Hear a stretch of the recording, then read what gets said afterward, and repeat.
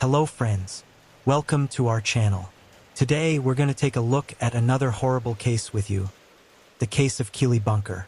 What happens when a trusted friend, who is meant to keep you safe, turns out to be the very monster you should flee from?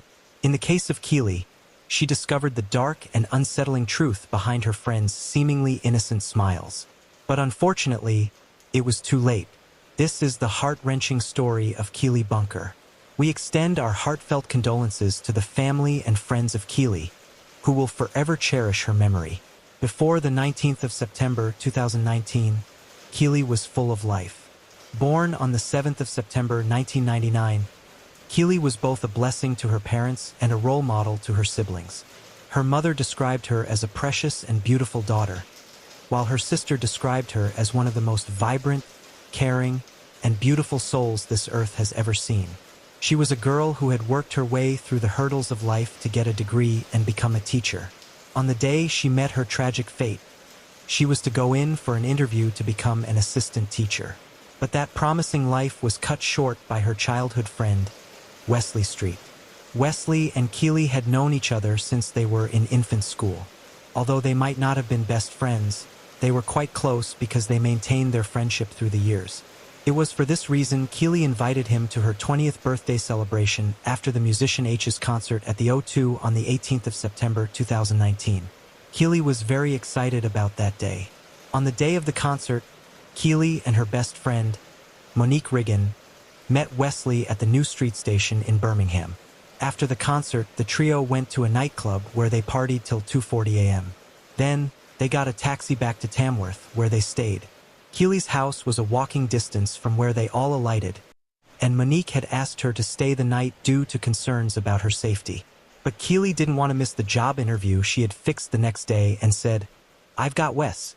He'll walk me back. It'll be fine." That was the last time Monique saw her. The next day, Keely didn't get to the interview, and friends and family tried to contact her. By 5:30 p.m. that day, her father filed a missing persons report after reaching out to friends. The police discovered Wesley was the last person to see her, and he was immediately brought in for questioning. The 20-year-old man claimed to have parted ways with Keely when they reached a telephone box close to his home, leaving her to walk the rest of the path alone. As part of the investigation, the police officers told him to take them to the exact location, and he pointed it out. He even showed the officers the exact route they had walked to that very spot, and they couldn't be more grateful for his help. So they let him go. But at 9 p.m., her uncle Jason Brown, who was part of the search party, discovered Keely's body submerged in a pond in Wigging Park in Tamworth. Her clothes had been taken off, and there were marks on her neck, indicating that she had been strangled to death. It was a horrifying sight. Wesley immediately became the first suspect. The police arrested Wesley, and the interrogation began. He stuck to the fact that he had left Keely alive at the telephone box. But when they went through his mobile phone, his GPS showed that he went to the location of the murder 7 times that day. And when he tried to argue his innocence, the CCTV footage showed him and Keely by Tamworth Rugby Club later than the time he claimed to have left her. His bank card and jacket were found in the park, and the post-mortem examination of Keely revealed Street's DNA. With this evidence, he was charged with the sexual assault and murder of Keely. Initially, during the trial, Wesley kept arguing his innocence. He mentioned that he was so drunk he messed up the description of how the night went. He promised that he had left her happy and she seemed happy. However, later into the trial, he claimed to have accidentally killed her during consensual sex in the park. He said Keely had flirted and teased him as they walked home, and in the end, they had found themselves in the park. But you should note that before that confession, he claimed that they were childhood friends who had never entertained any ideas of romance. So, it was clear that he kept changing his statements to align with the evidence that was being presented.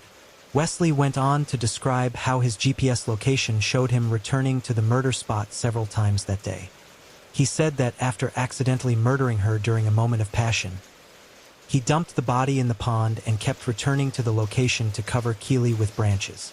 When he was asked why he didn't tell the truth when questioned by the police and Keely's relatives before the body was discovered, he said, I didn't know how to act and explain to other people how she died because I felt embarrassed in myself and very scared to explain to the police. Everyone, my mom and dad. However, the evidence presented by the prosecution showed otherwise. On their walk home, Wesley had persuaded Keely to go towards the rugby club close to the park on the pretext of going for a smoke. On getting to the park, he had forced himself on her and held her in a chokehold while she was fighting for freedom. His claims that he killed her in a moment of passion couldn't have been possible because it would take more than a few seconds for her to die. Then, when she died, he took her to the pond, covered her up with branches, and went home. The evidence presented before the jurors was already enough to find him guilty. But before the sentencing date, more chilling evidence about Wesley's horrible nature came to light. Due to the severity of the case, media outlets were quick to post details about the trial. This unknowingly triggered a reaction from women who had been previous victims of Wesley. In the court, Wesley portrayed himself as a young man who had made innocent mistakes. His father also testified that he was autistic and needed help understanding the proceedings of the trial. However, 3 women who had been victims of his sexual assault came forward to completely refute any claim of his innocence. In the year 2015, he sexually assaulted a 16-year-old girl. In 2017, his victim was a 15-year-old girl. And just a few months before Keely's death, his victim was another 20-year-old. Although investigations show there was a possibility there were more victims, those 3 were the only ones courageous enough to step forward.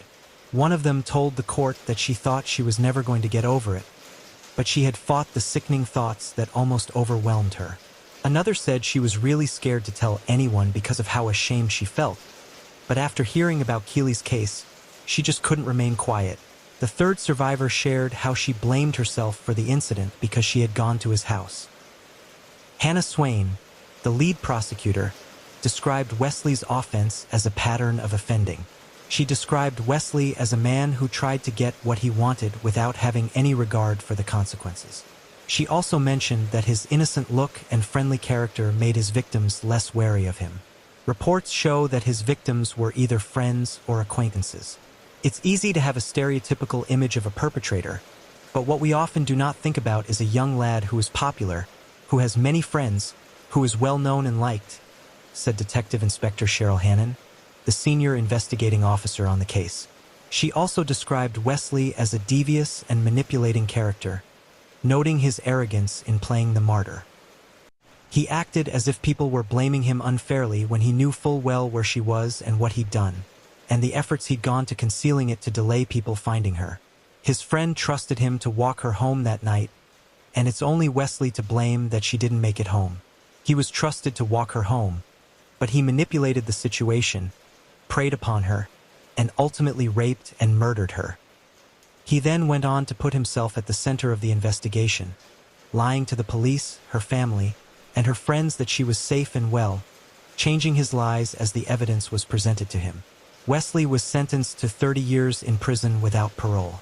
During the sentencing, the judge described how Wesley had cut the beautiful life of Keely short just to satisfy his desires.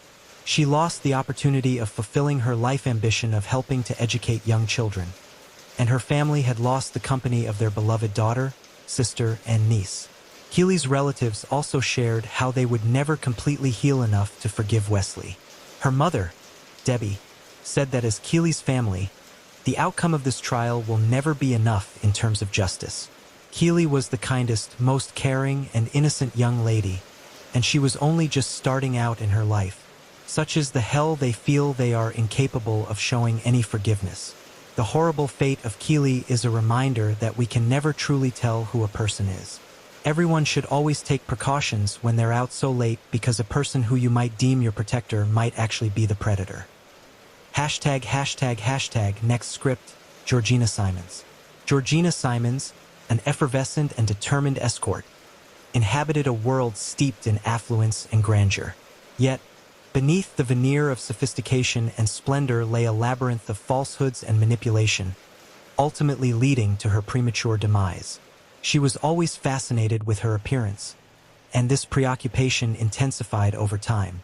Seeking more space for their family, Georgina, Pete, and Emily found a small terraced house and moved in, enjoying a steady income and financial security. Money was not a concern for them. Pete found success working in the electric vehicle industry, while Georgina, feeling unsatisfied with her 9-to-5 job in the loan industry, sought alternative career paths. She confided in her friends, expressing her belief that the traditional 9-to-5 workday was not a good fit for her. Eventually, Georgina began supplementing her income by working as a burlesque dancer in a bar and later for an escort service. Both roles appealed to her due to the attention they provided. However, it was during her tenure at the agency that her life took a significant turn. In May 2012, at the age of 20, Georgina crossed paths with Peter Morgan, then 49, a well-to-do real estate developer who lived near where she resided. Peter led a life of affluence, happily married to Helen and a devoted father to their 2 children. His wealth originated from a multi-million-pound property portfolio, which notably included a stately windmill situated on a sprawling 300-acre estate that he shared with his parents and brother. Peter's childhood was marked by early exposure to farming equipment and machinery. By the age of 10, he had become adept at operating tractors and motorcycles. Opting out of formal education, he remained within the family business until the age of 34, indulging in a lifestyle where money was of little concern. Peter acknowledged a singular lapse in judgment, an encounter with a sex worker in Amsterdam, but otherwise maintained his dedication to his marriage.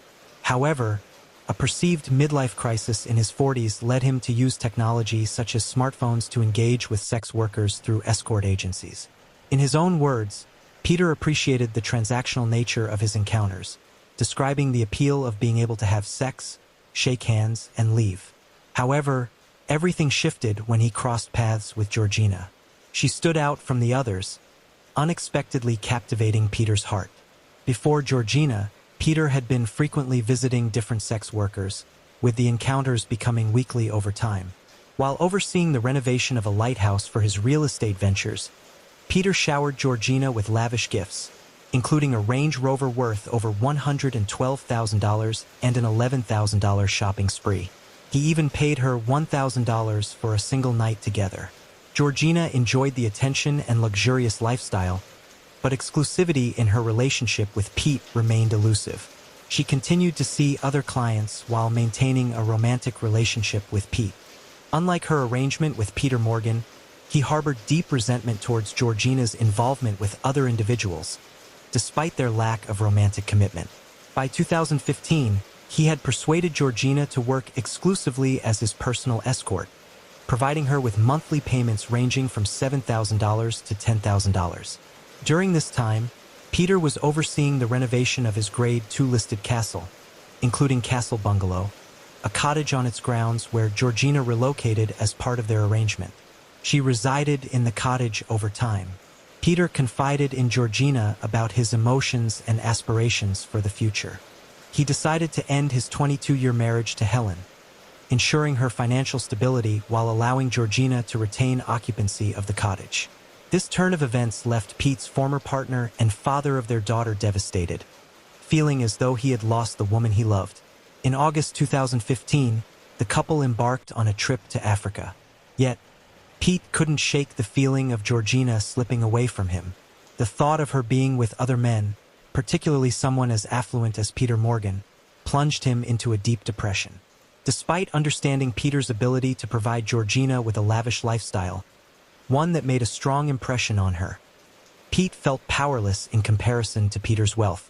Pete's mother, Lynn, reflected on this time, noting that at this point, Pete was happy to be with her. He earned enough money for them both to have a good life and do what they wanted. She thought he put up with a lot, as she never knew anything else was going on. Morgan occupied a significant place in his life. He was constantly on his mind, and the feelings were intensifying within him. However, Pete cared too much about his mother to talk about these issues.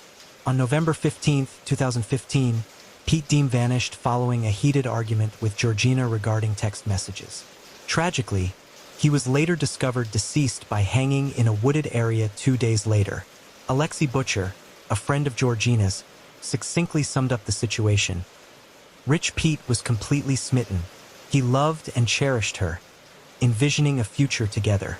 However, it seemed Georgina was only interested in him for his wealth. It is doubtful that she ever truly cared for him. She claimed to have left poor Pete for him. Her intentions were always to exploit rich Pete for as much as she could before returning to poor Pete. Adding to Georgina's distress, she had lost her father to suicide just a few months before Pete's death. Despite the hardships she faced, it was clear that she genuinely cared for Pete, like many others did. However, she would have to confront the devastating realization that her own actions contributed to his untimely demise. The news of Pete's death deeply affected Georgina, causing a significant shift in her personality. She blamed Peter for Pete's passing and became increasingly intolerant of his obsessive and controlling behavior. Furthermore, she held Peter accountable for having to deal with social services regarding her daughter's well-being. Georgina publicly criticized Peter in front of his friends and family, which angered him. Peter was frustrated that, even with Pete gone, he could not have Georgina entirely to himself. Later, he would recollect that Georgina had almost succeeded in terminating her own life by slashing her wrists in the bathtub. Peter recounted that she was submerged in the water, and he pulled her out. Following the demise of her former partner, she was regularly consuming drugs and alcohol. She held him accountable for Pete's death, making him feel culpable and asserting that it was entirely his fault. Tensions between Georgina and Peter Morgan escalated further after Pete's funeral in December 2015. When Georgina began dating Tom Ballinger, a friend of Pete's, enraged, Peter started taking Georgina's phone to read her texts. He had also planted a listening device disguised as a white plug adapter in the cottage, making a total of 514 calls to it, allowing him to eavesdrop on every one of her phone conversations. One night in January 2016, Peter overheard a conversation in the bugged cottage that shook him to the core. Georgina was confiding in Tom Ballinger about her scheme to blackmail Peter into relinquishing the cottage. She disclosed her intention to relocate to London, where she could pursue her escorting career and significantly increase her earnings from upscale clients. Upon hearing this, Peter's heart sank, grappling with the realization that Georgina might not be committed to their relationship. She issued dire threats of exposing damaging information about him to the public, convinced she could ruin him. Georgina alleged that Peter concealed $50,000 in cash at home to evade taxes and was involved in constructing buildings that failed to meet code standards. Furthermore, she claimed to possess evidence on her phone indicating that Peter engaged with sex workers while still married to his wife. After 3 years of dating Georgina, Peter was aware of the explicit photographs and videos documenting their participation in group sexual activities, as well as intimate moments in the marital bed at his residence. He also knew that Georgina had successfully blackmailed at least 3 of her former clients. The realization that Georgina posed a serious threat to his reputation and livelihood left Peter with no choice but to consider extreme actions to protect himself. Fearing the catastrophic consequences of Georgina's blackmailing tactics, Peter considered eliminating her as a solution. He carefully planned this by meticulously creating a detailed list of necessary items using the Notes app on his iPhone. On January 12, 2016, Alexei, a friend of Georgina's, contacted the Welsh authorities. Later that same day, Alexei and Georgina made plans for a playdate for their daughters. However, Georgina failed to arrive to pick up her child from school as arranged. When the police arrived at the cottage, both Alexei and Georgina's mother were present, along with Peter. Peter informed the officers that Georgina had been struggling recently, turning to alcohol and drugs to cope with the grief of losing her father and ex-boyfriend, Pete. He expressed concern that Georgina may have harmed herself, speculating that she could be in the woods behind the home. Despite a search of the area, Georgina was not found. Due to her mental state, authorities classified Georgina as a high-risk missing person. In the end, Peter admitted to the police that he had intervened and taken Georgina's phone from her, fearing she intended to use it to arrange a drug transaction. Furthermore, information gathered from Georgina's family and friends revealed that Peter was deeply infatuated with her, whereas she viewed their relationship solely as a business arrangement. Alexei informed the authorities that Georgina had decided to terminate her association with Peter and was looking forward to the future. Peter was brought in for questioning after the police located the phone. After prolonged interrogation, he eventually confessed to strangling Georgina and burying her body on the property. Law enforcement officers found Georgina's remains concealed beneath farm machinery, bound with rope and with an orange string tied around her neck, indicating she had been strangled. Georgina's handbag, vehicle, and house keys were discovered discarded in the trash, along with her high heels. Additionally, the police uncovered Peter's listening device, which he claimed he had installed to ensure Georgina's safety. However, call logs for Peter revealed that the listening device had been utilized 514 times between 2015 and 2016. Ultimately, Peter justified his purchase of the listening device by claiming he believed Georgina was exploiting him. He alleged that he had overheard Georgina discussing plans to blackmail him into surrendering the cottage. Peter carefully compiled a shopping list on his phone as a reminder of the items he needed to purchase, which included a polythene bag, handle snips, string, tape, gloves, a plug, and a bag tools later used in Georgina's murder. Furthermore, the police obtained footage from the farm's security system that captured Peter's arrival and exit from the vehicle, as well as the concealment of Georgina's body. The authorities speculated that Peter was unaware that his wife had installed the cameras after his departure. On January 14, 2016, Peter was formally charged with murder, and his trial began on November 28, 2016.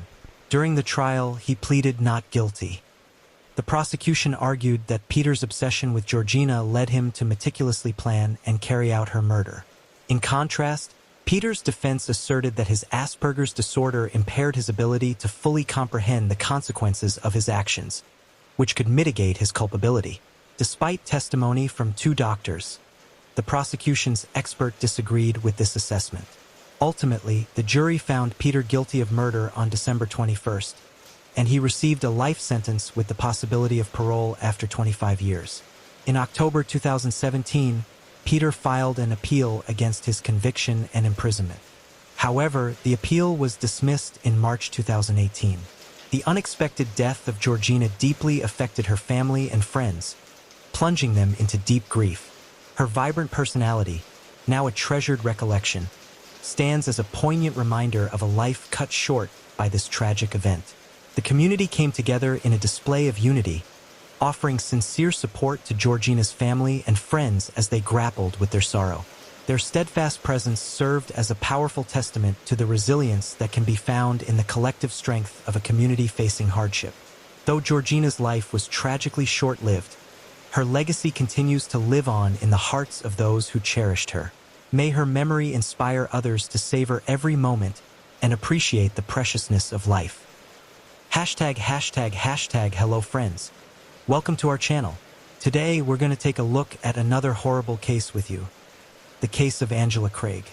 46-year-old James Craig and 43-year-old Angela Craig were known as a perfect couple, famous for their happy marriage and lovely family. They often posted on social media about their life with their 6 children, enjoying activities like camping, fishing, and snowboarding. However, beneath this facade, their relationship had hidden complexities and struggles. James had a gambling addiction that caused financial problems as he continued to lose money with each bet. Despite his efforts to change his luck, he only ended up deeper in debt. Questionable business decisions and failed ventures in cryptocurrency also contributed to his financial troubles. In a last-ditch effort to turn around his luck, he went to Las Vegas and spent $2,000. Angela confided in her sister, Toni, about James's financial issues, which had nearly destroyed his dental practice. Angela had to step in to help manage the practice when James could not afford additional staff. Their marriage suffered from James's infidelity, and despite Angela's attempts to leave, she felt trapped by his charismatic personality. The darkest chapter in this story was when James drugged Angela about 5 or 6 years ago. He admitted that he did it to stop her from preventing him from trying to end his own life. This horrible incident became important later in the investigation because of some revealing text messages shown in the video. Angela's recent trip to visit her sister in Utah from March 1st to March 5th showed a completely different side of her. When she came back home, she seemed healthy and positive, thanks to her regular exercise routine and didn't have any complaints. On March 6th, Angela's husband prepared her usual protein shake for their daily workout, a routine they both followed consistently. Unbeknownst to her, while she was away visiting her sister, James had been researching deadly poisons online and had received a delivery of arsenic on March 4th. He secretly added this dangerous substance to her protein shake, which caused her to experience dizziness and weakness upon consuming it. Angela sought help at Parker Adventist Hospital and was released the same day, oblivious to the grim reality. Her family assumed her symptoms were just another bout of routine sinus infections, unaware of the sinister truth. On March 9th, she was readmitted to the hospital as her symptoms worsened, leaving the doctors perplexed by the entire situation. James maintained contact with their close friends, Ryan and Michelle Redford. Ryan, not just a friend but also a reliable business associate, had supported James through financial difficulties to safeguard their dental practice. Michelle, drawing on her nursing expertise, frequently inquired about Angela's diagnosis, aiming to comprehend her condition better and identify any potential medical oversights. Initially, James disregarded Michelle's worries, asserting they had adequate assistance. Nevertheless, Michelle's persistent monitoring of Angela prompted her to closely track Angela's progress through messages. James fulfilled his role as a caring spouse, providing updates when requested, even though his messages occasionally contained questionable content and poorly timed jokes. Simultaneously, he exchanged messages with his wife at the hospital, expressing affection while also maintaining an inappropriate sense of humor. In the meantime, he was living a double life, spending time with his secret lover, Karen Kane, a married orthodontist from Marble Falls in Texas. He had made arrangements for Karen to travel to Colorado from March 8th to March 10th, coinciding with the time his wife was in the hospital, all part of a sinister plan taking shape. This dark scheme was not a one-time event. The orthodontist was set to visit James for a second time from March 16th to 20th, with a flight ticket already bought on March 4th. It seemed that this new love was what drove James to want to get rid of his wife. However, the lover seemed unaware of James's evil actions, even though she knew Angela was unwell and hospitalized. Instead of showing genuine concern and support for his sick wife, James sent poorly timed messages filled with desires rather than empathy. Angela, determined to get better, ignored his advances and focused on her health. Angela's situation worsened when she was discharged on March 14th, only to be readmitted on March 15th at University Hospital in Colorado, accompanied by her brother, Mark. Meanwhile, Ryan received a significant call from the dental office, revealing the hidden truth. This information disclosed the source of Angela's sudden illness, which she had already suspected. When confronted by Angela, James denied drugging her at the dental office, acknowledging the sensitivity of the situation. Caitlin, the office manager, remembered a package from James that she was told not to open. The pieces of the puzzle were starting to come together. The discovery happened unexpectedly when another employee accidentally opened the package that was meant to be untouched. Caitlin later found it, forgot it belonged to James, and looked inside. She found a biohazard-labeled canister with potassium cyanide written on it. Recognizing it was James's, she sealed it and gave it back to him, but he seemed unaware of what had happened. Angela's symptoms perfectly aligned with the effects of potassium cyanide ingestion, including vomiting, low blood pressure, and nausea. Suspicion grew like a dark cloud, pointing squarely at James as the prime suspect in a sinister poisoning plot. Caitlin had also remembered their past conversations and put together an important piece of information. James had made a protein shake for Angela on the day she got sick. This discovery made Caitlin even more suspicious of James. Adding to the mystery were James's strange actions, like staying late at work on days off when there were no patients and going into exam room 9 at the end of the hallway to use a different computer in the dark instead of his usual one in his office. The lies were catching up to James, making Caitlin increasingly worried. At that time, Caitlin didn't think much about it. James had also told her about Angela's accusations of poisoning, which greatly bothered her. When Caitlin shared her worries with her colleague, Jacqueline, things started to happen. Jacqueline called and quickly told Ryan about the disturbing news. Ryan, very worried, informed a nurse about the suspicion that Angela might have been poisoned by her husband using potassium cyanide. Following the rules, the nurse contacted the police, starting an important investigation. Tragically, Angela had been declared brain dead at this point. James received the devastating news that she would be taken off life support. Ryan and Michelle, who were now in the same car, began discussing the unfolding drama. The sinister plot had reached a critical point, and the truth was starting to come out. During a tense and chilling moment, James called Ryan using the car's Bluetooth speaker, ensuring they both heard every word. James confronted Ryan, as he was aware that troubling information had come from him. Ryan confessed to knowing about the secret package. James tried to come up with excuses, saying it was an engagement ring for Angela, but Ryan saw through the lies, stating he knew it was potassium cyanide and asked for an explanation. Finally, James confessed that the substance he obtained was potassium cyanide. However, he provided a disturbing account. He alleged that Angela had asked him to obtain the substance because she had been struggling with suicidal thoughts since he had requested a divorce in December 2022.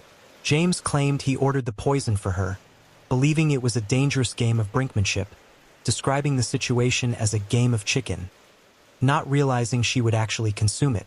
Ryan urged James to stop talking and instead get a lawyer, but the investigation had already begun.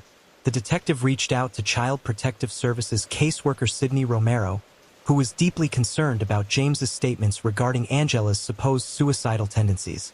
Sydney was extremely doubtful about James's allegations, which defied reality.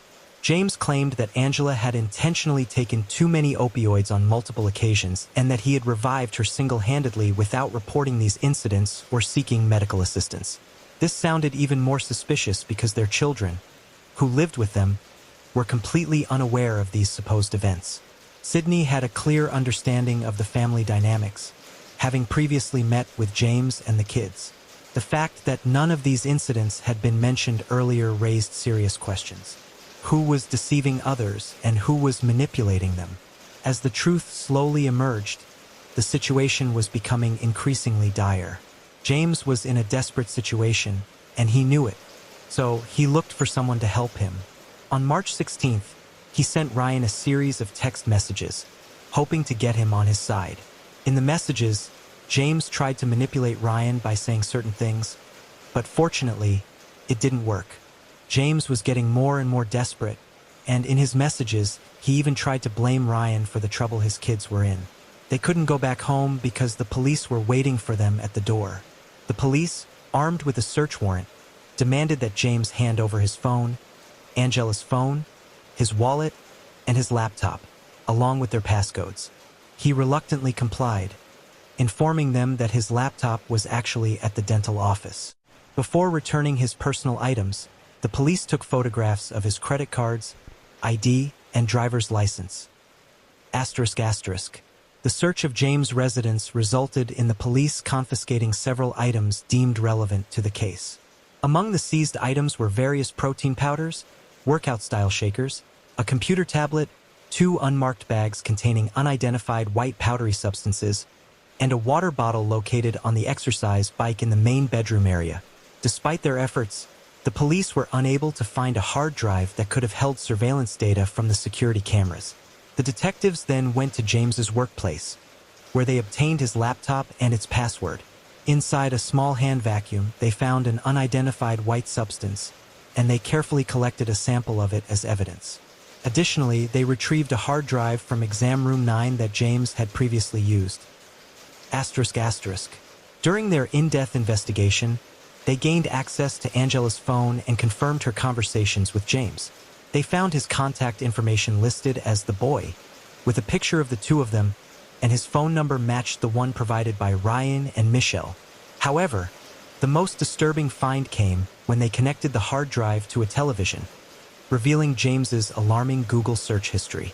This included a search for a new email account to research topics such as the lethal dose of pure arsenic needed to kill a human, which led to a website detailing the amounts required. Furthermore, they discovered a search related to whether arsenic is detectable in an autopsy, which originated from the Carlson Company. A review of James's YouTube search history uncovered a series of unsettling titles, including Top 5 Undetectable Poisons That Show No Signs of Foul Play, How to Make Poison, and Top 10 Deadliest Plants That Can Kill You. As detectives examined his emails, they found correspondence between him and Cassie Rodriguez, who worked at Midland Scientific, the same company where he had bought potassium cyanide. In the emails, James kept asking about the delay in his order, saying he needed it for medical purposes and providing his credentials, which the company finally accepted. He was getting increasingly agitated as he urgently wanted the dangerous substance to speed up his sinister plan. In a stunning revelation, the investigation revealed that James had been poisoning Angela even while she was in the hospital, all the while pretending to care for her. An email from his lover hinted that he had shared a disturbing secret about Angela's condition with her. In the email, the lover expressed deep sympathy and consoled James, assuming Angela's condition was due to natural causes.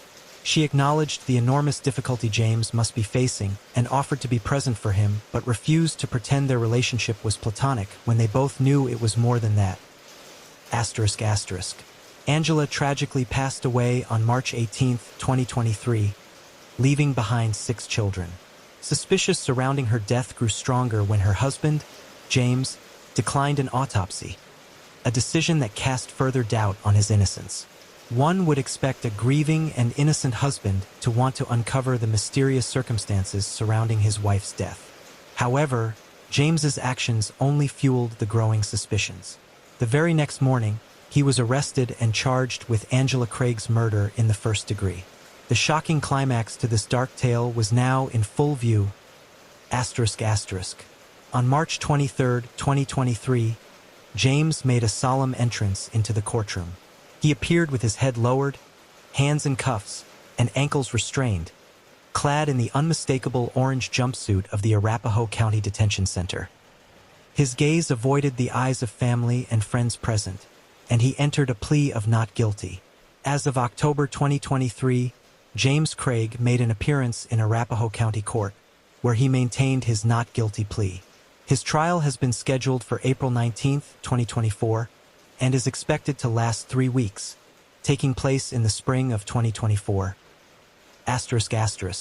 Angela's obituary celebrated her as a devoted, committed, and loving individual, showing unwavering loyalty to her children, family, and friends. Remarkably, she remained loyal even to the man who had betrayed their love and ultimately led to her tragic end. #### Heather Elvis case. Hello, friends. Welcome to our channel. Today, we're going to take a look at another horrible case with you, the heartbreaking case of Heather Elvis. ***. Heather Renee Elvis was born on June 30, 1993, in Horry County, South Carolina, to Terry and Debbie Elvis. She was described as a determined, vibrant, and free-spirited individual with a big personality. Heather enjoyed doing makeup and aspired to pursue it as a career. She was a talented, cheerful, and seemingly happy 20-year-old girl. Heather was very artistic and often shared her thoughts and interests on social media. She was known to be somewhat rebellious, living her life the way she wanted without caring much about what others thought of her. After graduating from St. James High School in Mall's Inlet in 2011, and eager to experience her independence, her parents allowed her to move into an apartment in Myrtle Beach with her best friend, Brianna. To support herself while studying cosmetology, Heather had 2 part-time jobs, one at the House of Blues in North Myrtle Beach and the other at a Scottish-themed restaurant called the Tilted Kilt in Myrtle Beach. She had a good job, great friends, and a tight-knit family, and everything in her life seemed to be on track. However, like every 20-year-old girl, she had secrets and things that her family did not know about, and would not find out about until it was too late. One day in the summer of 2013, Heather was working her regular shift at the Tilted Kilt when an older man caught her eye. This man was Sidney Moorer, the restaurant's maintenance worker. Sidney was a 37-year-old married man with 3 children. His wife, Tammy, was a 40-year-old stay-at-home mother and a part-time travel agent whom he had been married to since 1997. Sydney owned his own maintenance company and would come to the restaurant to repair things in the kitchen. It was no secret that Heather had a crush on Sydney, even though he was much older, and the two of them would engage in harmless flirting at work. Heather would tell her friend Brianna about their interactions and how smitten she was with this man. Heather, who was also very active on her social media accounts, was open about expressing her feelings towards Sydney. It became clear that Sydney was also attracted to Heather, and the two began a romantic relationship. Sydney would often bring Heather coffee and bagels when she was at work, even on his days off. They would text each other frequently, and the relationship soon became physical. Heather was deeply in love with Sydney. She told her sister how much they loved each other and how they envisioned a future together. Throughout the affair, Heather was aware that Sydney had a wife. However, Sydney had told her that he was in an open marriage and was no longer in love with Tammy. He even claimed that Tammy had a boyfriend of her own and they were only living together for financial reasons and for the sake of the kids. Being young and naive, Heather believed every word. Her friends didn't approve of their relationship because Sydney was 17 years older than Heather and, on top of that, he was a married man. He had been married for 15 years to his wife, 40-year-old Tammy. The affair was not a secret at Heather's workplace, and she would often be teased by her colleagues. One of the girls also phoned the restaurant posing as Tammy, looking for Heather. Heather panicked and left work straight away, thinking that Tammy was going to show up. The affair lasted until September 2013, when Heather tweeted, "Once upon a time, an angel and a devil fell in love. It did not end well." Referring to her relationship with Sydney. Tammy found out about the affair, though it's unclear how she discovered it. People close to Heather said that once Tammy became aware of the affair, it was chaotic. Soon after discovering her husband's affair with the young waitress, Tammy called Heather and demanded that she end the relationship. Tammy then put Sydney on the phone, and he proceeded to tell Heather that she meant nothing to him, that it was over, and that she was just someone who spread their legs, among other insults that greatly undermined Heather's confidence and self-worth. Over the next few weeks, she tried to focus on rebuilding herself and directing her sights on her goals and work. Tammy, however, was only just getting started. Tammy forced Sydney to get her name tattooed above his crotch. She would also handcuff him to the bed at night so that he could not sneak out. Over the next few weeks, Tammy continued to send nasty texts to Heather, and she even once called Heather 40 times in a single day. Heather believed that taunting Tammy was the best way to deal with the situation, saying things like, "Why are you texting me? You should be worried about your husband." Tammy would take it a step further and send Heather pictures of both Tammy and Sydney in bed together, getting intimate. It was also reported that Sydney texted Heather again, saying that Tammy wasn't entitled to feel the way she did about the affair and act the way she did because she, too, had a lover, but this turned out to be a lie. They both agreed to call it quits because nothing good was coming from it.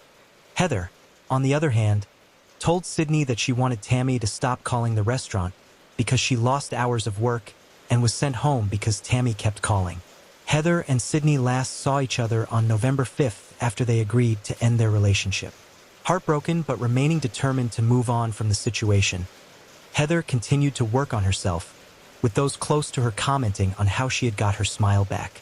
Things also started to look up for Heather when she was offered a job in a beauty salon, and she was one step closer to her dream job.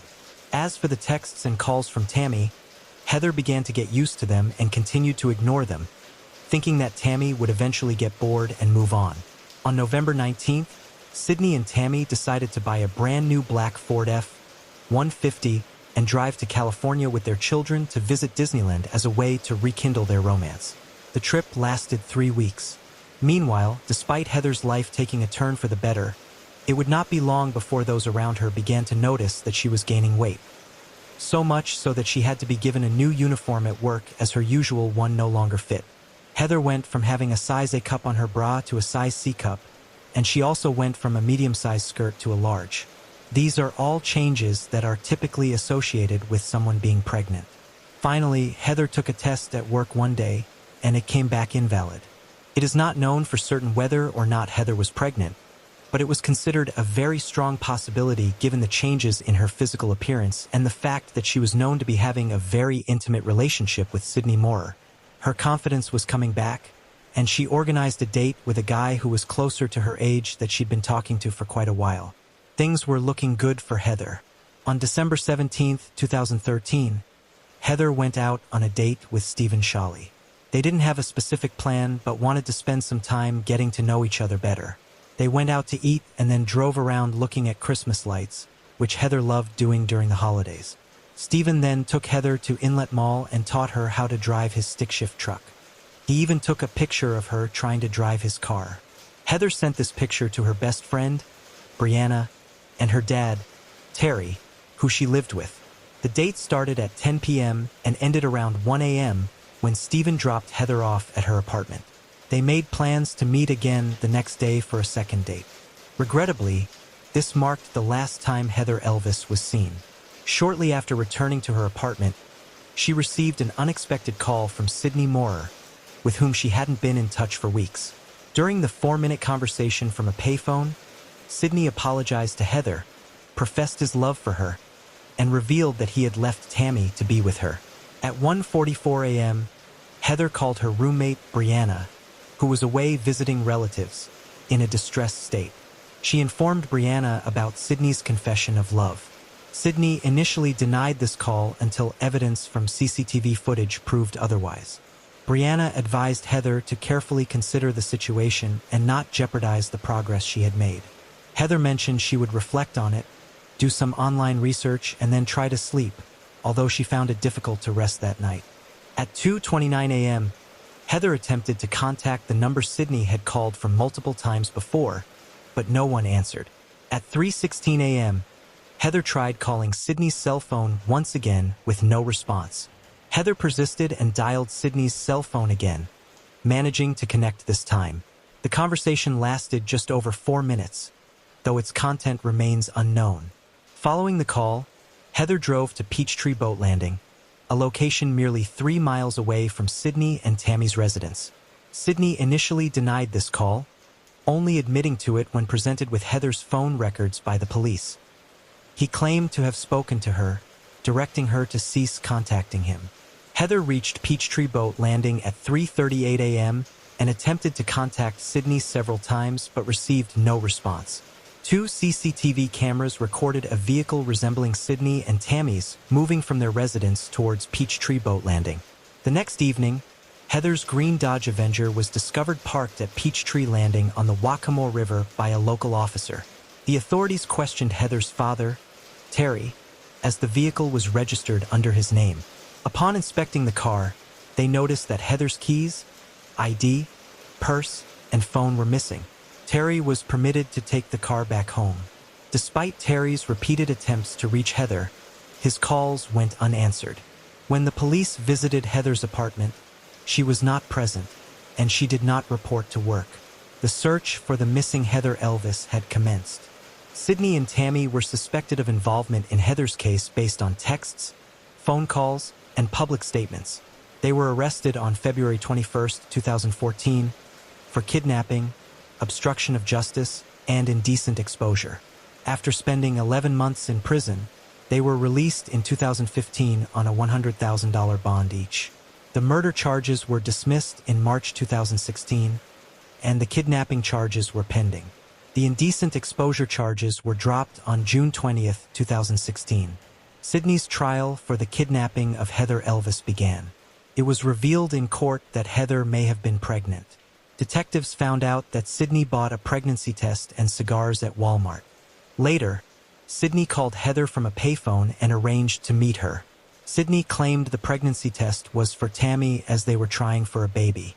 However, security footage showed them cleaning their car, burning rags, and having a receipt for a pregnancy test. The kidnapping charge against Sydney ended in a mistrial because the jury couldn't agree on a verdict. There was no evidence linking Sydney to Heather's murder. In August 2017, Sydney faced trial once more, this time for obstructing justice. He was convicted and given a 10-year prison sentence. Additionally, the prosecution intended to retry Sydney for kidnapping at a later date. In October 2018, Tammy was put on trial for kidnapping and conspiracy, 5 years after Heather's disappearance. It was revealed during the trial that Tammy was angry about her husband's affair with Heather, especially when rumors suggested that Heather might have been pregnant in December 2013. A family friend, Donald DeMarino, testified that he saw an image of Heather on Tammy's phone at a family gathering after Heather disappeared. According to Donald, Heather in the image did not seem able to move or speak, causing him distress and leading him to leave the event. Although the image was not shown in court and few details were provided, the prosecution's evidence, including the testimony, convinced the jury to find Tammy guilty in less than 2 hours. She was sentenced to 30 years in prison for both charges, with the possibility of parole after a set period. To this day, they have not revealed what occurred to Heather Elvis on that night in December 2013. Both have been attempting to challenge their convictions for years, claiming their innocence but without success. Currently, Sydney, aged 47, is imprisoned at the high-security Lee Correctional Institution in Bishopville, with an expected release date of March 31, 2044. Tammy, aged 50, is at the medium-security Leith Correctional Institution in Greenwood, with an anticipated release date of May 9, 2043. Heather Elvis has never been found, and a tribute garden has been set up at Peachtree Boat Landing in dedication to her. Heather's disappearance left a void in the lives of her family and friends, and their pain, unanswered questions, and desire for closure became part of the story of Myrtle Beach. The community came together in search efforts and vigils, united by hope for answers. Heather's story touched hearts beyond the coastal town, highlighting the challenges of love and relationships.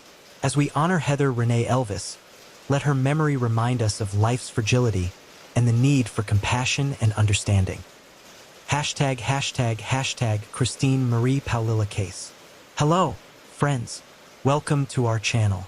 Today, we're going to take a look at another horrible case with you, the case of Christine Marie Paulilla. ****. Once a bright and promising student, Christine became embroiled in a web of tragedy and despair. Her story serves as a cautionary tale, highlighting the dangers of unaddressed mental health challenges, peer pressure, and the devastating impact of unresolved trauma. Christine Marie Paulilla was born on March 31, 1986, on the peaceful shores of Long Island, New York. She was the second child of Lori and Charles, with her father working as a construction worker and her mother tending to the home. During her early years, Christine was known to be a lively and sociable child, though she could also be shy at times. She shared a close and affectionate relationship with her doting father. Tragically, Christine's life was shattered when her father met an untimely demise in a construction accident, crushed by falling bricks. The sorrow continued to engulf her as she lost her grandfather and great-grandmother soon after. Bereft of her father's comforting presence, Christine's family struggled with grief. Her mother, Lori, grappling with the weight of her husband's death, found solace in drugs, spiraling into addiction. Unable to provide a stable environment, Lori lost custody of Christine and her older brother, who found refuge in the care of their grandparents. During her early school years, Christine was diagnosed with alopecia, a condition that caused her to lose her hair, eyebrows, and eyelashes. Each morning, she would find clumps of her hair scattered across her pillow, resulting in bald patches and eventually affecting her eyesight, leading to the loss of her eyebrows and eyelashes. Additionally, she also had poor vision, which required her to wear thick eyeglasses. From kindergarten through middle school, Christine endured persistent taunts and bullying from her peers, a relentless assault that severely undermined her self-esteem. Isolated and despondent, she grappled with loneliness and depression, deprived of the companionship of friends to share her trials and triumphs. Her classmates struggled to understand the cause of her thinning hair, leading to persistent teasing and mocking. Despite her attempts to conceal the loss with wigs, often described as bulky and reminiscent of Halloween costumes, she found no respite from the ridicule. Further adding to her distress, her drawn-on eyebrows also drew attention, fueling the mockery she faced. Even with the wigs, her torment persisted, escalating to the point where other children would brazenly remove them. Each morning brought a sense of dread as Christine faced the uncertainty of which classmate would inflict pain upon her that day, deepening her anguish and resentment towards school. After reuniting with her mother, who had overcome her addiction and remarried, Christine and her family left Long Island behind and relocated to Clear Lake City, Texas, a suburb of Houston. This new environment offered a fresh start for Christine and her siblings. Living in a predominantly upper-middle-class neighborhood and enrolling in Clear Lake High School, Christine prepared herself for the possibility of continued bullying. But fate had other plans. In a turn of events, Christine crossed paths with Rachel Colorudis and Tiffany Rowell, two popular girls who welcomed her with open arms and extended their friendship to her. Embracing this opportunity, they took Christine under their wing and initiated a remarkable transformation. With their guidance, Christine underwent a physical makeover, learning how to dress and apply makeup while also acquiring more stylish wigs. This outward change mirrored a profound inner shift as Christine blossomed into a more confident, outgoing, and content individual. With Rachel and Tiffany by her side, Christine effortlessly became part of the social scene at her high school, where she was embraced and admired by her classmates. Her transformed demeanor, brimming with confidence and charm, led to her being crowned Miss Irresistible in 2003, marking a poignant milestone in her journey of self-exploration and personal growth. Rachel and Tiffany exemplified social grace, effortlessly navigating popularity while remaining genuinely kind and inclusive. Rachel, with her flowing locks and captivating smile, exuded intelligence and charisma, considering a future in the United States Air Force alongside her passion for art and childcare. Tiffany, adorned with her radiant smile and boundless generosity, harbored dreams of a career in social work, complemented by her talents as an actress and her vast circle of friends, including her closest confidant, Rachel. Although a year ahead in school, they welcomed Christine into their fold, fostering a deep bond of friendship. Together, the trio reveled in laughter and camaraderie, with Christine finding solace in their company to the extent of shedding her wig, a symbol of her newfound comfort and happiness, as observed by her delighted mother. In the summer of 2003, Rachel and Tiffany, at the age of 18, began a new chapter by moving in together. Meanwhile, Christine, who was 17 years old, remained in her final year of high school and frequently visited the pair. It was during this time that Christine started a relationship with Christopher Lee Snyder, a 21-year-old man. However, Christine's mother, stepfather, as well as Rachel and Tiffany, disapproved of the relationship. Their concerns were rooted in Christopher's history of drug abuse and his extensive criminal record, which included armed robbery. Despite the warnings from her loved ones, Christine continued the relationship, leading them to express their belief that she deserved better. Eventually, Christine found herself treading the same path as her boyfriend, succumbing to the allure of various drugs alongside Christopher. Christine's mother would later describe their relationship as toxic, revealing that Christopher not only isolated her daughter from loved ones, but also subjected her to alleged sexual assault. The couple's dynamic was plagued by intense jealousy, leading to frequent and heated conflicts. One particularly humiliating incident occurred when Christopher brazenly appeared at Christine's school, forcibly removing her wig in a deliberate attempt to shame her in front of classmates. Battling deep-seated insecurities and an unquenchable need for Christopher's attention, Christine became possessively jealous whenever he interacted with other girls. Christopher's family, recognizing the doomed nature of their relationship, pointed to the relentless arguments that plagued the couple. One such dispute escalated to the point where Christine spent an entire night on Christopher's front lawn, issuing threats of violence against his family. The police were frequently called to intervene in Christine's tumultuous relationship, and Christopher allegedly confided in his loved ones that he was truly frightened by only two things: the authorities and Christine herself. Christine's family had concerns about her marriage, particularly given Stanley's past of allegedly taking advantage of women.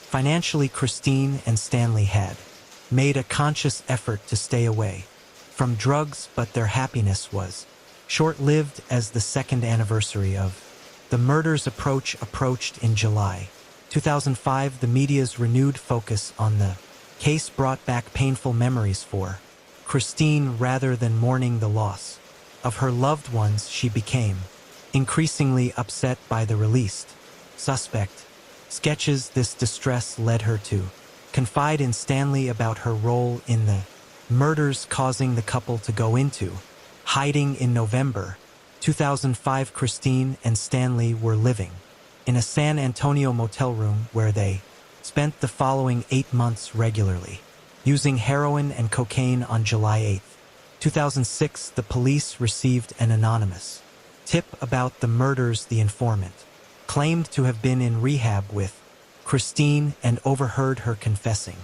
her involvement in the crime to Stanley. Acting on this information, the police located Christine on July 19, 2016, and placed her under arrest. Stanley was also apprehended after the authorities discovered 70 vials of heroin in their room while in custody. Stanley disclosed a startling revelation to the police. He alleged that Christine had confessed to him that after the shooting she encountered Rachel, who was still alive, and proceeded to kill her friend by beating her to death. Christine tried to shift the blame to her ex-boyfriend Christopher during her questioning by the detectives, saying he came up with the plan to rob her friends, which went wrong. She told the police that all she wanted was to get drugs and money and didn't mean to hurt anyone. According to Christine, a fight broke out between Christopher and one of the men there and shots were fired. She claimed Christopher forced her to pull the trigger by putting his hand over hers. The story that was told about the event was proven to be false by the coroner's reports, which showed that 2 different guns were used. Additionally, Christine admitted to going back to the scene to make sure the victims were dead, and she described a disturbing encounter with her friend Rachel, whom she claimed to have hit multiple times with a gun while Rachel was trying to call for help. Despite possessing this knowledge, Christine's defense attorneys maintained that she had never wielded a firearm and harbored no intention of causing harm. Meanwhile, Christopher, the other perpet in the crime, was released from jail. However, upon police entering his residence, they discovered that he had vanished without a trace. Even before law enforcement arrived, reportedly he had become aware of the warrant for his arrest and the impending capital charges against him. Christopher had apparently moved to South Carolina and started dating a woman he met online. After finding out about the arrest warrant, he allegedly brought back pills and soda from South Carolina. Sadly, his body was later found lifeless in a nearby wooded area, and medical examiners confirmed that the cause of death was an overdose of pills. Inside the safe, police found 2 guns that were later matched to the murders. Christine's husband Stanley told the authorities that she had admitted to being involved in the murders, and he agreed to testify against her. His testimony was later confirmed to be true. Christine has never expressed remorse for the killings nor provided any motive. However, psychiatrist Gail Saltz theorizes that her actions stemmed from envy and jealousy toward her more popular friends. Christopher's sister Brandy concurs that jealousy was likely the driving force behind the murders, reflecting on Christine's demeanor and remarking, "I remember her being intensely jealous." There must have been some underlying jealousy between Christine and Rachel. Christine was found guilty of 4 counts of capital murder on October 13, 2008, despite being a juvenile offender. At the time of the crimes, she was spared the death penalty and received a life sentence in prison despite filing multiple appeals regarding her sentence. All have been rejected. Christine is currently serving her sentence at the Christina Melton Crane Unit in Gatesville, Texas, and is scheduled for parole eligibility in July 2046. At the age of 60, Christine's downward spiral had devastating consequences, resulting in the loss of innocent lives and leaving the community stunned and grief-stricken. As the community came to terms with the tragedy, they rallied together to pay their respects to those who were taken too soon and to offer each other comfort and support in the face of unbearable sorrow. The tragic outcome of Christine's story serves as a PO reminder of the urgent need to prioritize mental health awareness and to provide timely support and intervention to individuals grappling with trauma and mental health problems. Hello friends, welcome to our channel. Today we're going to take a look at another horrible case with you, the case of Sarah Evrod. Sarah Evrod was born in June 1987 to Jeremy Evrod and Susan Evrod.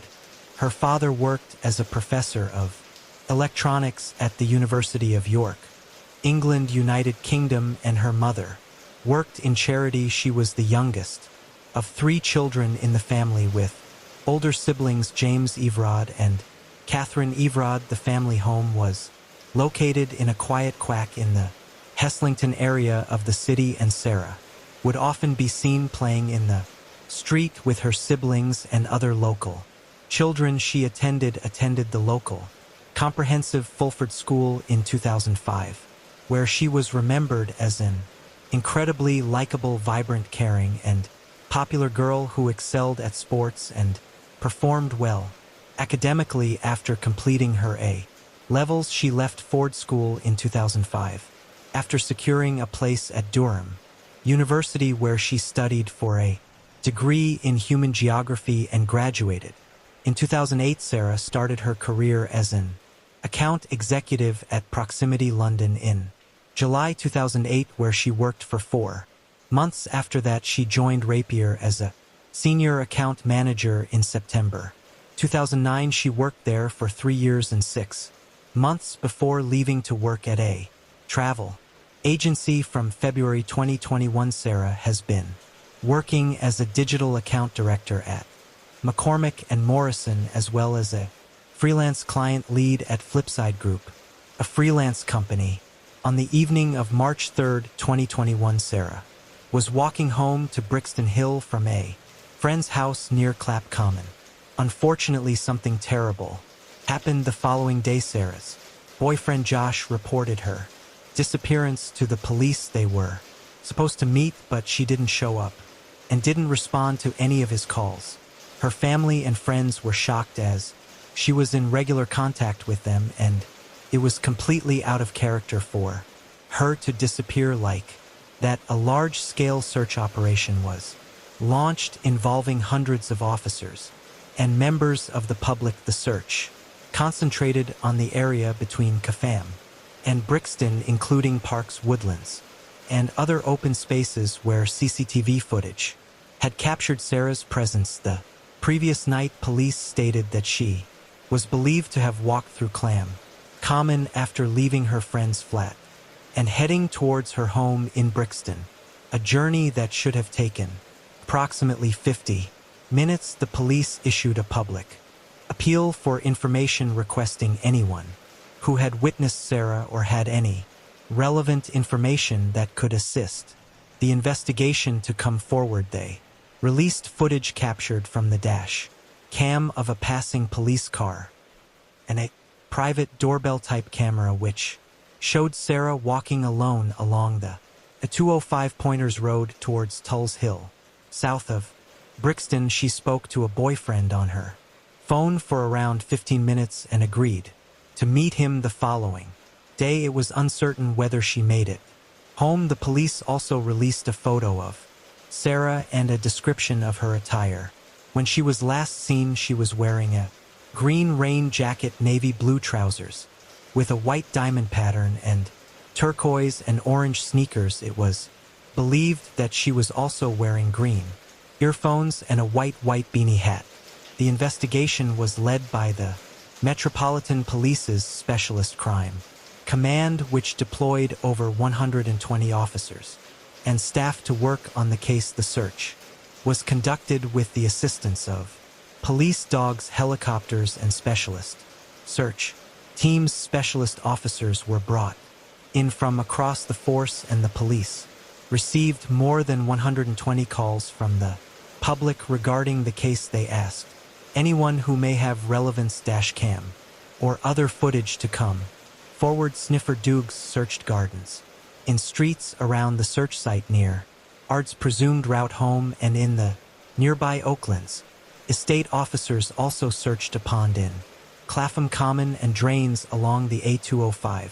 Investigators quickly found CCTV footage showing a police officer from the Forces' Parliamentary and Diplomatic Protection Command, later identified as Wayne Kinn, with Sarah Everard on 2 occasions. The footage depicted them next to a rented Vauxhall Astra along with the car's license plate. It was discovered that on the February 28, 2021, Kinn had reserved a white Vauxhall car from a rental company in DOA on the March 3rd after finishing a 12-hour shift at the U.S. Embassy in London. He traveled to Kent to pick up the rented vehicle. Subsequently, he drove back to London, where he was seen in Ear Court and on Batter Bridge. Upon reaching Clam, he drove to Earl's Court again before returning to Clam around the time Sarah Everard went missing. Kinn had parked the Vauxhall on the pavement outside Pointers Court, stopped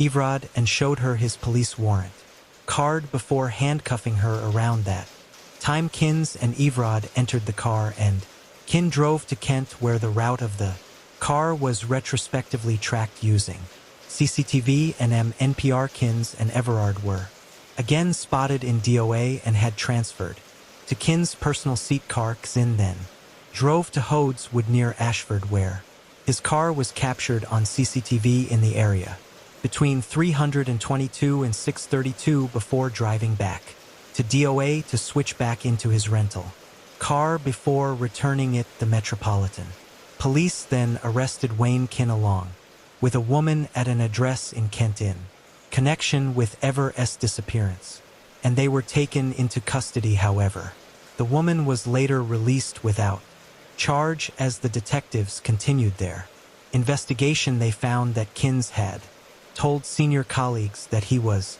suffering from stress and no longer wanted to carry a gun. Kinn bought and filled a petrol container at a service station in Whitfield and then drove to Hwood, where his car was captured on CCTV.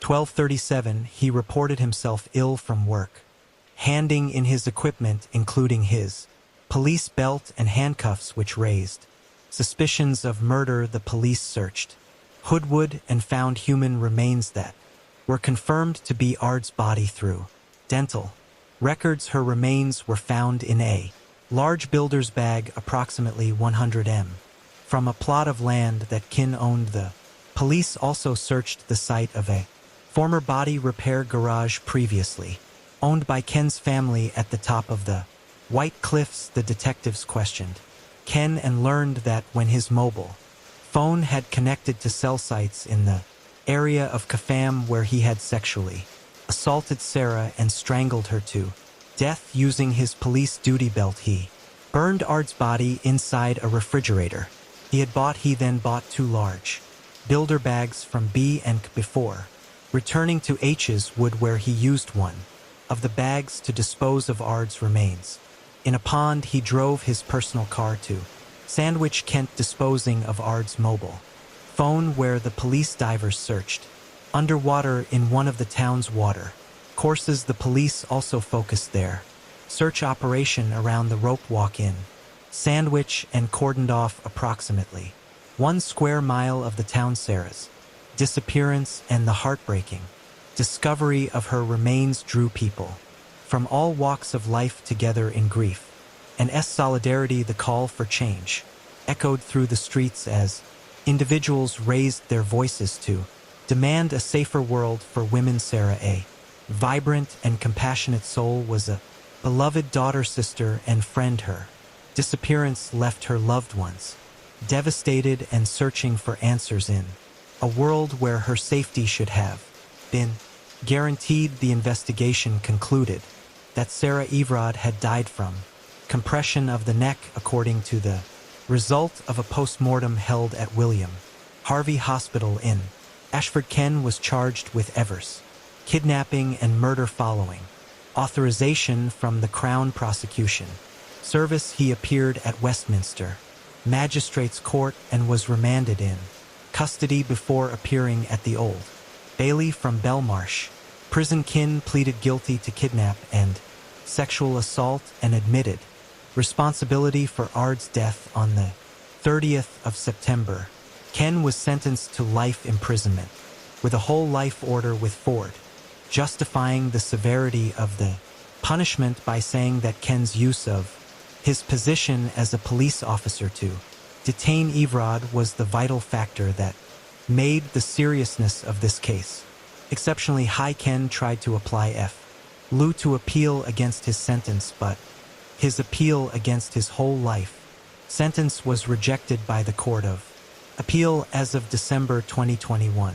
Kin was imprisoned at HM Prison Franklin in County Durham and was further charged with 4 counts of indecent exposure related to alleged incidents in January and February 2021. He pleaded guilty to 3 incidents of indecent exposure that took place in Kent in 2020 and 2021. Sarah's story has sparked important discussions about women's safety and empowerment, leading to various initiatives and advocacy movements with the shared goal of creating a world where women can walk freely without fear. The global outcry for change following Sarah's tragedy calls for accountability, respect, and a shift in societal attitudes towards women's safety. We honor Sarah's memory by working towards a world where every woman can live without fear, where safety is a basic right, and where unity and empathy prevail. Sarah Everard's legacy will be one of strength and hope, inspiring us all to stand against violence, support women's rights, and strive for a world where everyone can live without fear. Hello friends, welcome to our channel. Today we're going to take a look at another horrible case with you, the case of the Hawks couple. Thomas and Jackie Hawks set out on a journey that would lead them straight into the grasp of tragedy. Unaware, they made the decision to sell their prized possession, their luxurious yacht, which would plunge them into a dark abyss. Imagine the sun glistening on the calm waters, a final voyage on their treasured vessel, and a potential buyer about to finalize the deal as the sails billowed in the wind and the waves murmured their secrets. The Hawks ventured into the unknown, oblivious that this very journey would become their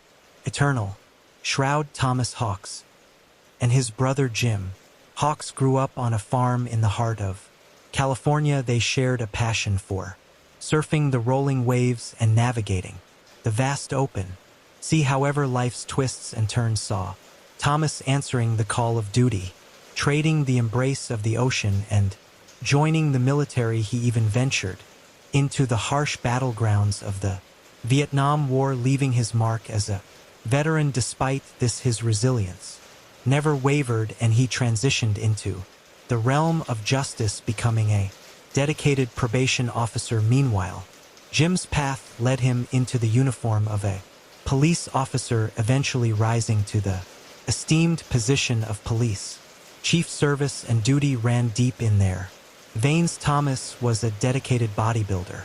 He had sculpted his body, a testament to his unwavering commitment to physical strength. His impressive physique was a symbol of his indomitable will. Life took his course, and Thomas married, bringing 2 sons, Ryan and Matthew, into the world. However, like the changing tides, the journey of their relationship faced unexpected turns, and they ultimately ended up divorcing. Thomas found himself in Prescott, Arizona, starting a new chapter in his life. His sons followed, drawn to their father in this new land. Then, in an unexpected but positive twist of fate, Thomas crossed paths with Jackie. They fell in love, and their hearts entwined, sparking a love that burned brighter than the Arizona sun. However, Jackie carried scars, not of the heart but of life's cruelty, as a past accident had left her unable to bear children of her own. Yet her love knew no bounds as she embraced Thomas's sons as her own flesh and blood. This couple had always faced life's demands with unwavering determination. They toiled ceaselessly, their dreams woven into their hearts, their aspiration to own a vessel, a testament to their hard-earned rewards, became a reality as they bought themselves a 55 FT yacht. They named it well-deserved and named their loved ones, deemed as a fitting and well-deserved reward for their unyielding work ethic.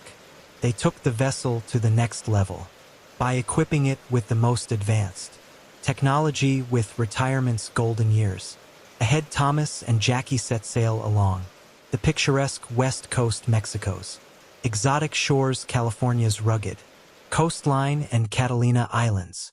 Enchanting beauty became their playground for the following 2 years. They were without a doubt living the dream they had so ardently envisioned, life being an ever-evolving story. New chapters beckoned. One of Thomas's sons began a family of his own, with the promise of a grandchild on the horizon. Anticipation filled their hearts, the prospect of becoming grandparents a beacon of joy. Thomas and Jackie then considered the idea of returning to Arizona to be close to their expanding family, and so they made the difficult decision to part with their beloved boat. They decided to sell it in Newport Beach, California, little knowing that this decision would thrust them into the maze of fate, leading to a tragedy they could never have anticipated. The dreams they had so faithfully pursued would take an unexpected and heart-rending turn. In November 2004, they listed their well-deserved yacht for sale at $435,000 through an advertisement in a magazine, choosing to bypass the conventional broker route to save on hefty commissions with the high price tag for their beloved yacht, which was valued near $500,000. They were confident that the vessel's well-maintained condition would attract eager buyers, but fate had other plans. The first person who responded to their advertisement was not who they had expected. The mysterious individual who reached out was named Skylar Dillion, and what happened next exceeded their expectations. Initially, they were doubtful when they met Dillion. Thomas, a former probation officer, couldn't help but wonder how someone so young had acquired so much wealth. Skylar's explanation, which included a previous career as a child actor, being part of the Mighty Morphin Power Rangers cast, and appearing in commercials, had made him rich. Skylar Dillion made a great offer, a full cash offer sweetened with an additional $115,000 for some personal items he wants to keep on the boat. To further reduce the Hawks' hesitation, he arrived at the meeting with his pregnant wife Jennifer Henderson and their young child. Their seemingly happy family had an effect, slowly melting away the Hawks' worries as trust gradually grew. However, under their friendly exterior, Skyla and Jennifer were hiding a treacherous deceit that would lead to serious consequences. The Hawks were unaware of this, as they had developed a strong trust in Dillion. The sea trial, a normal part of boat sales, was set for November 15, 2004, and turned out to be a significant day. Shortly before the trial, on November 12, 2004, the Hawks went on a meaningful trip to San Catalina Island near the Los Angeles coast. It was a bittersweet occasion, celebrating the upcoming sale of their beloved boat, and one final sale on it. Friends and family were told that a buyer had been found, and the sale was closed on November 15th. As the morning sun illuminated the scene, Skylar and his wife arrived with 2 men, one slender and the other muscular. The Hawks were surprised by the presence of these 2 individuals, sparking suspicions. However, Dillion quickly eased their concerns by stating that they were merely acquaintances. He clarified that the well-built man was his accountant. After these explanations, Jennifer and the child stayed behind while the others boarded the boat and set off on their journey. They slowly navigated into the vast open waters, leaving their familiar world behind. Little did they know this, voyage would be their last mysteriously, marking the final time anyone would see them as the sun set and darkness descended. Carter Ford, the port captain of the Lido Al Y Club and a close friend of the Hawks, looked forward to their evening meeting with anticipation. Plans were in place and excitement filled the air. However, when night fell over Newport Harbor like a heavy blanket, an unsettling message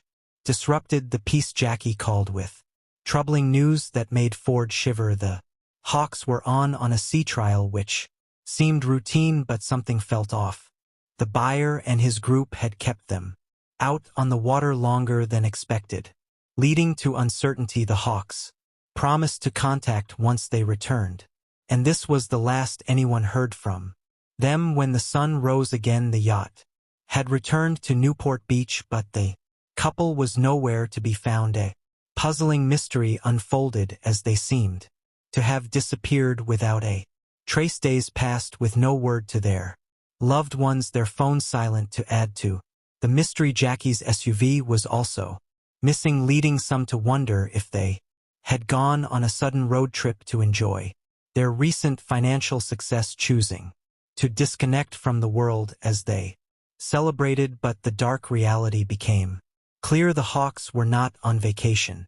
Something more sinister had happened to them, and it was only later that they realized this. A week passed, and the unusual hints from the Hawks sparked many questions and concerns. Their loved ones felt the weight of their absence with a fear that something was wrong. The family turned to Carter Ford in desperation, asking him to go out to the well and investigate. As Ford boarded the boat, he felt a deep sense of concern. Everything seemed to be in disarray, with a lone white towel hanging ominously from one of the portholes.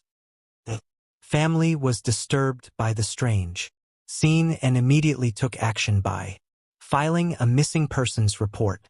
Detectives were called to the scene. They proceeded cautiously, breaking the lock on the cabin door and entering inside the boat. There were no signs of violence, but a sinister presence seemed to be lurking in the shadows. Their attention was drawn to a white towel stained with fresh ink, hidden between the bed and the wallet, made them stop and think, prompting disturbing questions. A receipt nearby revealed a troubling list of items: bleach, cleaning supplies, heavy-duty trash bags, and Tums and antacid. The detectives began to connect the pieces of this dark puzzle. The cleaning supplies seemed well suited for a murder, with the trash bags to dispose of evidence, bleach to clean away any traces, and Tums possibly used to calm a stomach unsettled by the horrific acts. The boat had secrets that scared everyone who entered. Investigators were determined to find out the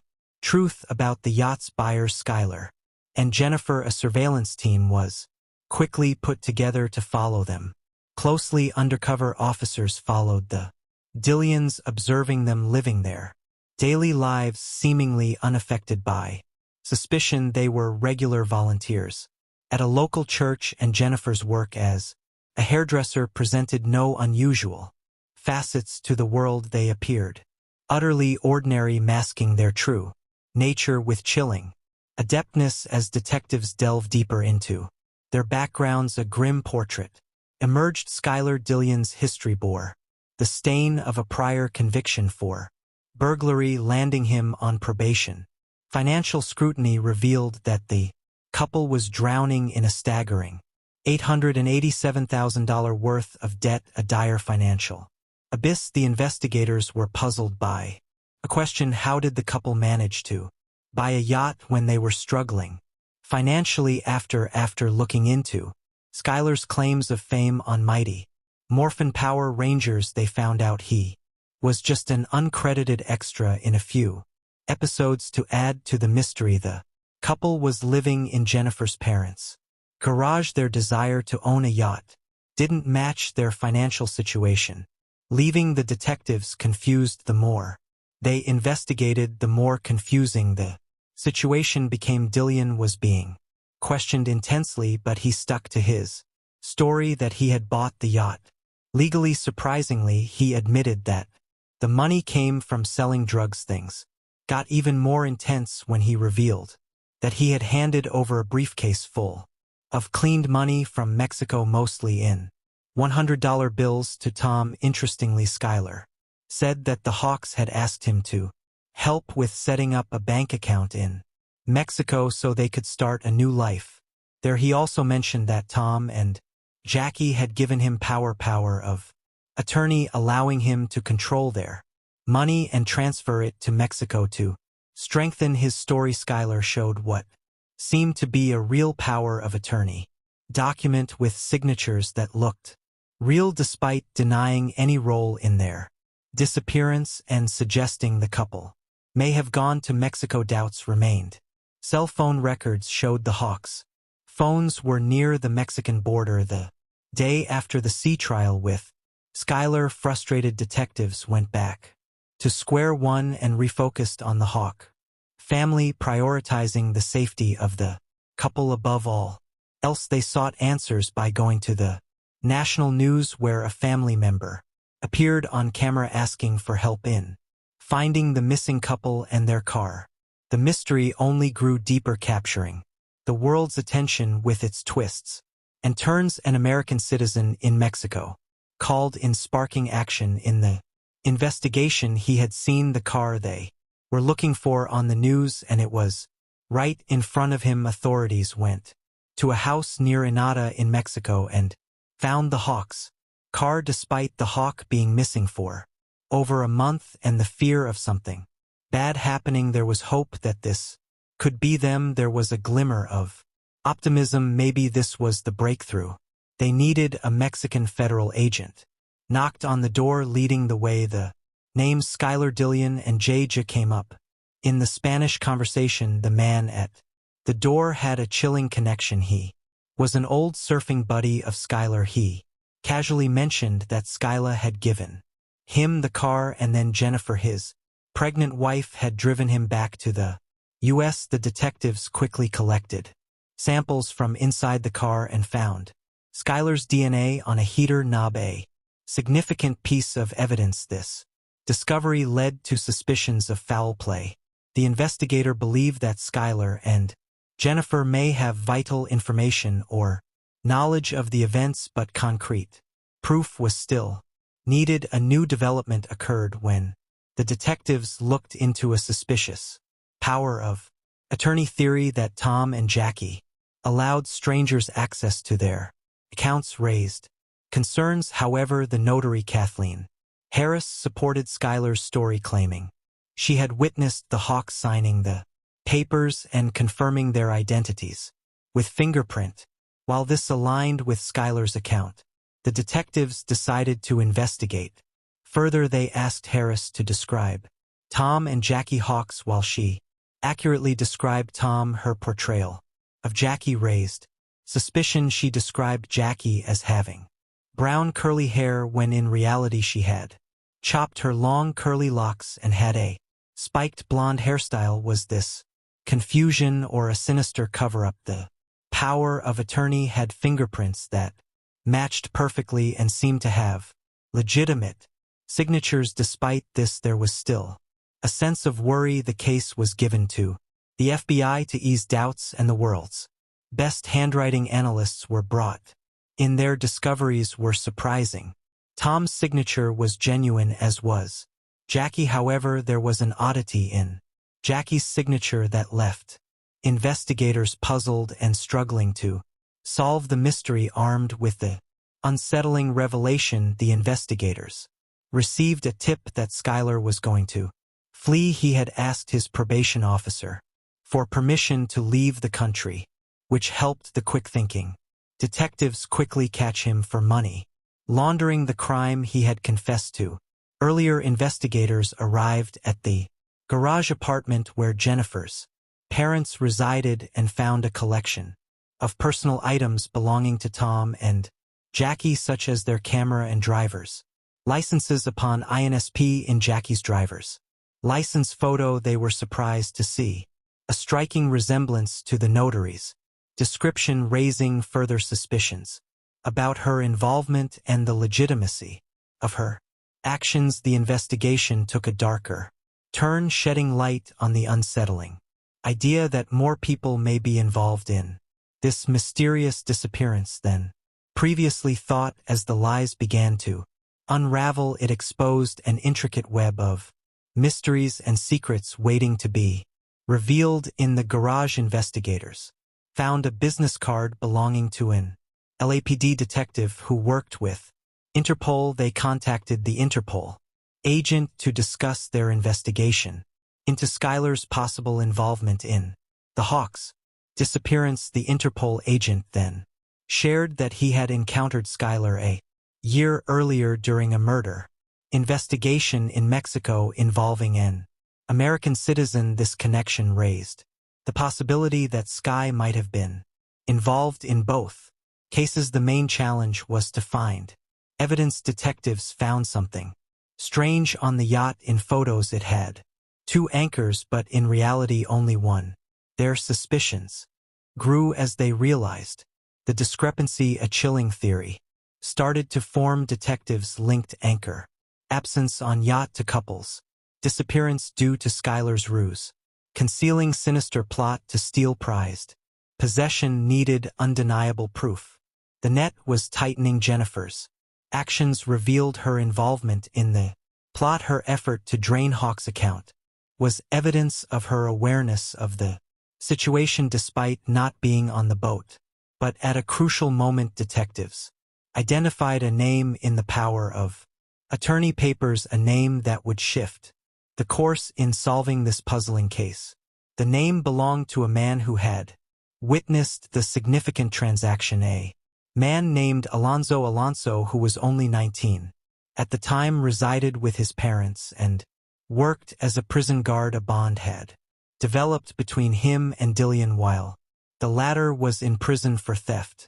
Skylar had convinced Alono to accompany him to the meetings. He was the slim man who had gone with him on the sea trial, offering leniency in his punishment. They made an agreement with Alonso, pushing him to share his perspective and expose the chilling truth about the Hawks' destiny. As the tape recorder started playing, Alonso began to tell a frightening story. He revealed details about a man named John Fitzgerald Kennedy, who was introduced as an accountant by Skylar. However, Kennedy was not an ordinary man. He was actually a notorious gang member and former convict known as John F.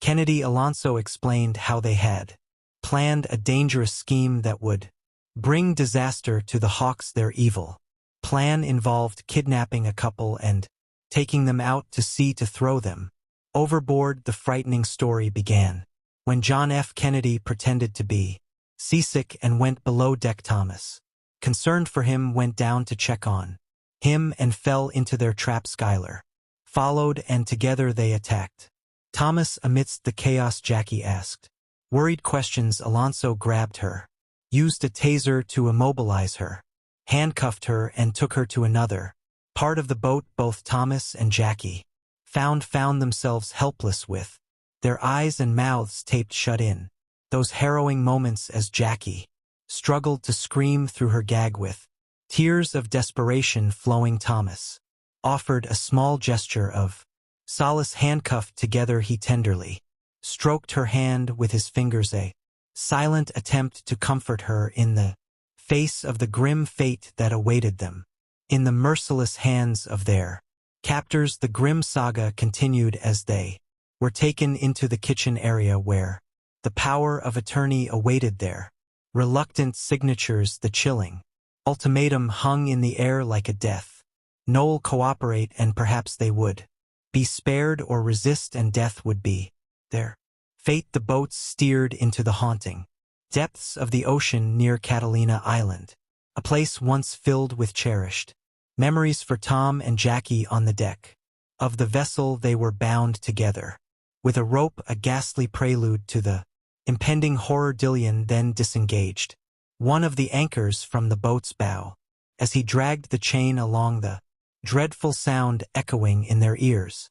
They had heard that sound countless times before, but this time it signaled Their inexorable doom Jackie's pleas for her life were heartbreaking as she yearned to see her grandchild and believed she was too young to die. Tom assured her they would be together as they faced the cruel reality being cast overboard into the Pacific Ocean. They were pushed from their vessel, dragged down by the anchor, disappearing into the depths, and fortunately their bodies were never found, shrouding their fate in mystery. After completing their evil deed, Skylar began a cruel mission to eliminate any evidence of the Hawks' presence. He collected their precious belongings, including photographs, and heartlessly threw them into the deep ocean, where their memories faded away, abandoned without any regret. With all traces of the couple gone, Dillian and John F. Kennedy tried to return to a sense of normalcy as they sailed back to Newport Harbor, relaxing and fishing as if the terrifying recent events were just a disturbing illusion. Justice caught up with Skylar Dillian, John F. Kennedy, and Alonzo McCain as they faced 2 counts of first-degree murder. Jennifer Henderson defended her husband's innocence while facing her own recon, as she too was charged with 2 counts of murder. Her involvement in the gruesome act was revealed, laying bare her complicity. The chilling murders were driven by a strong desire for money. Myoan Gardner, an ex-convict and former gang member, played a key role in connecting Dillian with John F. Kennedy. Despite not actively participating in the crime, Gardner faced charges of involuntary manslaughter for his part in these events. Justice was served when different juries found them all guilty. Jennifer Henderson was sentenced to 2 life terms in October 2007 without the chance of parole. John Fitzgerald Kennedy received a death sentence on May 1, 2009, and was placed on death row in San Quentin State Prison. Alonzo McCain testified against the others, pleaded guilty, and received a lighter sentence.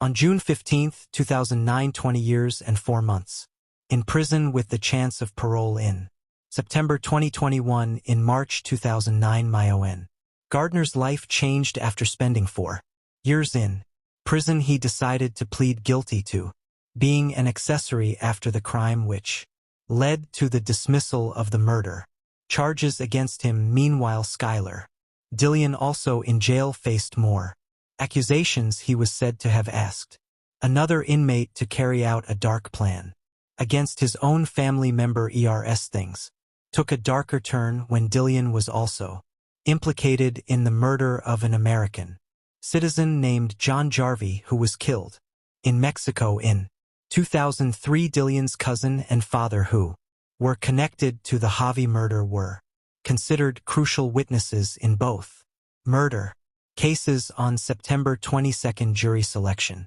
began for the trial of Skylar Dillian. Dillian was tried for the murders of Thomas and Jackie Hawks as well as John Jarvie.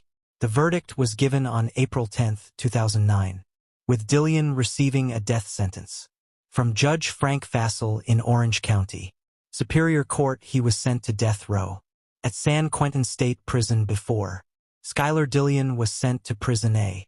Troubling discovery was made while incarcerated. On March 13, 2008, he performed a disturbing act by partially cutting his own male private part with a razor blade as he wished to remove it. After receiving immediate medical attention, he was taken back to his cell. The next day, in an interview, Dillian admitted that his reason for this extreme self-injury was a strong desire to transition to a woman. He had already changed his name from John Julius Jacobson to Skylar Dillian, choosing a gender-neutral name to represent his identity. Defense lawyers claimed that Dillian's need for money to pay for sex reassignment surgery was the hidden reason for the murders of the Hawks. However, it is important to understand that this motive does not justify the terrible crimes he committed. In 2019, Dillian's gender was legally changed to female, and she is now known as Skyla Preocilian. The Haw family holds dear the lasting memory of Thomas and Jackie, always engraved in their hearts. These lively individuals, recognized for their adventurous nature, embodied goodness and genuineness. Their destiny took a harsh turn, and even though they have passed away, their spirits persist, shining a timeless light on our recollections. May they rest in eternal peace in paradise. Hello friends, welcome to our channel. Today we're going to take a look at another horrible case with you, the case of Candy family massacre. Imagine the sheer horror a 10-year-old boy would have felt upon waking up in the morning and leaving his room only to discover that everyone in his family was dead. His father, mother, and 3 older brothers were all lying in a pool of their own blood. The story we will be discussing today is deeply heartbreaking and terrifying, and it may leave you questioning whether the people you love the most are truly safe. Jonathan Candy's family seemed to be a typical American household. Some might even view them as the quintessential all-American family. The family consisted of 2 parents and 4 sons, and on the surface everything appeared normal. No one would have suspected that anything unusual was happening within the Candy family's home. The darkest part of this story is not even the fact that they were all murdered. It would have been easier and less painful for everyone to understand if a dangerous and armed man or someone who wanted to hurt the family had broken in during the night and murdered them in cold blood. However, that was not the case. The darkest part is that the person who killed the wife and 3 children and then took his own life was Jonathan Candy, and not anyone else. The man who was supposed to be the husband and father, the one meant to support, love, and care for them, is the same person who took away their lives. Jonathan Candy, a 42-year-old man from Yukon, Oklahoma, worked part-time as an employee at the POCCOM Center, one of Yukon's large arenas used for events like concerts and sports tournaments. During the recent basketball season, he was involved in the preparations for the home game of the Oklahoma City Thunder. Even though he only worked part-time, his jokes and laughter always brought liveliness to the arena. Jonathan Candy attended Bishop McGuinness Catholic High School. After graduating, he married his sweetheart, Lindsay Terry. Lindsay grew up in Prague, Oklahoma as a young girl. She was a member of the choir and was always cheerful and full of laughter. Jonathan Candy was the funny, goofy guy who loved to make jokes and make everyone laugh. Lindsay Terry was the beautiful young lady who loved to laugh and was eventually charmed and swept off her feet by this goofy guy's jokes and personality. Their marriage seemed to go on smoothly even after many years and the birth of 4 sons. Jonathan and Lindsay Candy appeared happily married, and there were never any reports of possible domestic violence or abuse. Their children also looked happy and lived like the average American kids. The couple's Facebook page was filled with family photos of happy times, and anyone scrolling by would believe they were a regular happy family. Jonathan always spoke fondly to his relatives and friends about how his family and children his entire world. But then on April 22, 2024, something unexpected and unimaginable occurred. The name of Jonathan's family's youngest son has been withheld for privacy reasons, but what we do know is that this little boy woke up on April 22, 2024, expecting it to be a normal day. He had no idea anything unusual was about to happen. He had slept through the night with a box fan blowing in his direction, so he couldn't have heard anything going on outside. The only thing he remembered hearing was the fire alarm that went off during the night, but he had gone back to sleep right after that. At around 9 a.m. he stepped out of his room only to find his entire family in a pool of blood. At 9:30 a.m. on April 22, 2024, the 10-year-old boy called 911 and told the dispatcher that he found his entire family dead. Not too long after the police arrived at the home of the Candy family near Southwest 29th Street and Czech Hall Road. They entered the house and were shocked by what they saw. It was nothing short of a massacre. After their inspection, they saw 39-year-old Lindsay Candy, who had been shot and killed. She was murdered along with her sons, 18-year-old Dylan Candy, 14-year-old Ethan Candy, and 12-year-old Luke Candy. The suspected killer, 42-year-old Jonathan Candy, was also found dead from a self-inflicted gunshot wound. It didn't take too long to conclude that this was a case of murder-suicide, but the question on everyone's mind was, why did this happen? The sole survivor was the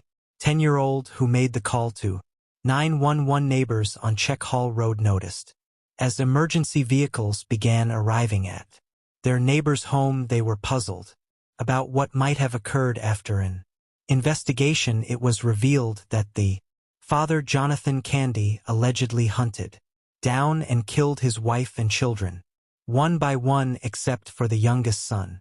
An interview with Oklahoma officials revealed that 2 of the victims' bodies were found upstairs and the other 2 were found downstairs. There were no signs of a struggle at the crime scene, which adds more uncertainty to what happened. In most cases like this, it is unusual for the killer to spare just one person and kill everyone else. If the intention was a murder-suicide, usually everyone present is a casualty. What could have happened? Why did Jonathan Candy decide to spare the youngest son? Is it possible he came to his senses at the last minute?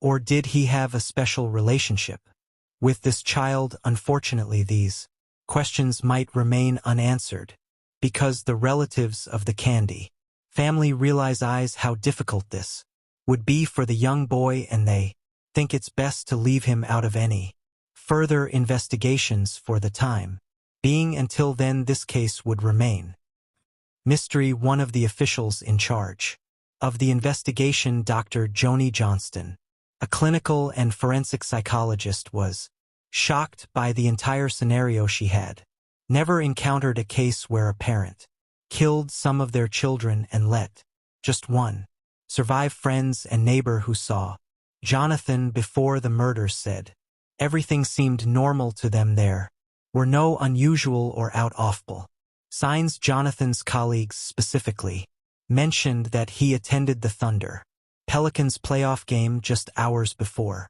the tragic murders occurred. Nobody is certain if there were any warning signs that the people around the family should have noticed. There was no evidence of domestic violence, which is often a common factor in murder-suicide cases. Until now, no one can state or accurately speculate the motive behind the murders. All we know is that there was possibly an altercation between Jonathan and Lindsay on the night of the murders. No one knows what their argument could have been about and why Jonathan decided that the best way to deal with the situation was to kill his wife and methodically hunt down and kill 3 of his children. He seemed like a loving and supportive father, but what could have made him shoot and kill some of the people he claimed to love the most in the world? Something may have happened. He killed his wife and several of his children and then decided to take his own life, perhaps to escape the situation. Ongoing investigations are trying to find out if the family was experiencing any form of financial crisis. Financial difficulties in households can sometimes lead to depression, particularly for the man who may feel the weight of the burden on his shoulders. This could result in distorted thinking and increase the chances of feeling hopeless and without help. Another factor investigators are considering is whether Jonathan had any form of mental health challenge that he was able to hide effectively and did not share with anyone. There is still a stigma surrounding seeking help for mental health challenges, and those who do not seek help often end up making terrible mistakes that can negatively impact their own lives and the lives of their loved ones. Signs of depression in men often differ from those exhibited by women. Men may have difficulty processing or verbalizing their depressive feelings. Instead, they may isolate themselves, become irritable and edgy, and express anger rather than sadness. The people around them, such as family, friends, and loved ones, may not recognize these behaviors as signs of depression and the potential risk of suicidal tendencies. It's quite unfortunate when people don't seek help for mental health issues on time, because when they enter a certain stage of depression, they lose all hope in the world and believe the best thing they can do is take their own life. The actual motive behind such tragic incidents is not known, so for now, this remains a mystery to everyone. On Lindsay Candy's Facebook page, one of her childhood friends, Cami Cruz, upon hearing the news, shared some details about her friendship with Lindsay. She said that she and Lindsay were both choir members at their church during their younger years, and they sang side by side in the choir. She also mentioned that she and Lindsay attended the same school until they both graduated in 2002. A particular memory Cami Cruz shared helped everyone see the bright and playful nature Lindsay had. She said that as young girls, she and Lindsay hid in a tray house and fell asleep there. Their parents couldn't find them, became worried, and called the police. At the end of the day, everyone laughed about the situation, stating how the girls gave them a fright of their lives only to be found asleep in a tray house. Cruz also mentioned that she and Lindsay had a friendship they could always pick up from where it left off. She stated how devastated she had been after hearing the news of the Candy family's death. She has been unable to imagine or process the entire thing. Cruz said on the Facebook page that Lindsay was so loved and special to many people. She specifically stated how fiercely loved Lindsay was by her boys and how she brought laughter to every conversation and the lives of her parents, her sister, and their girl group. Dylan Candy was the first son of Jonathan and Lindsay Candy. He was a sociable person who easily made friends, and it was evident that he had a passion for drumming and music in general. In May 2023, he recently graduated from Mustang High School. He enjoyed playing in the marching band and attended Oklahoma Baptist University during the fourth semester to join the Bison Brigade, which was OBU's marching band, where he played the first bass drum. The director of athletic bands at OBU, Brian Stackhouse, mentioned that the only reason Dylan wasn't leading any section in the band was because he was a freshman. However, he was placed in the position to play the complex first bass because he demonstrated proficiency in playing within the band. Brian Stackhouse described Dylan as an amazing young man with a big heart, someone who was always happy and friendly to everyone, regardless of his personal circumstances. He was an excellent role model for his peers, demonstrating the importance of dedication to the team, the ability to navigate difficult situations, the value of perseverance, consistent effort, and giving one's absolute best.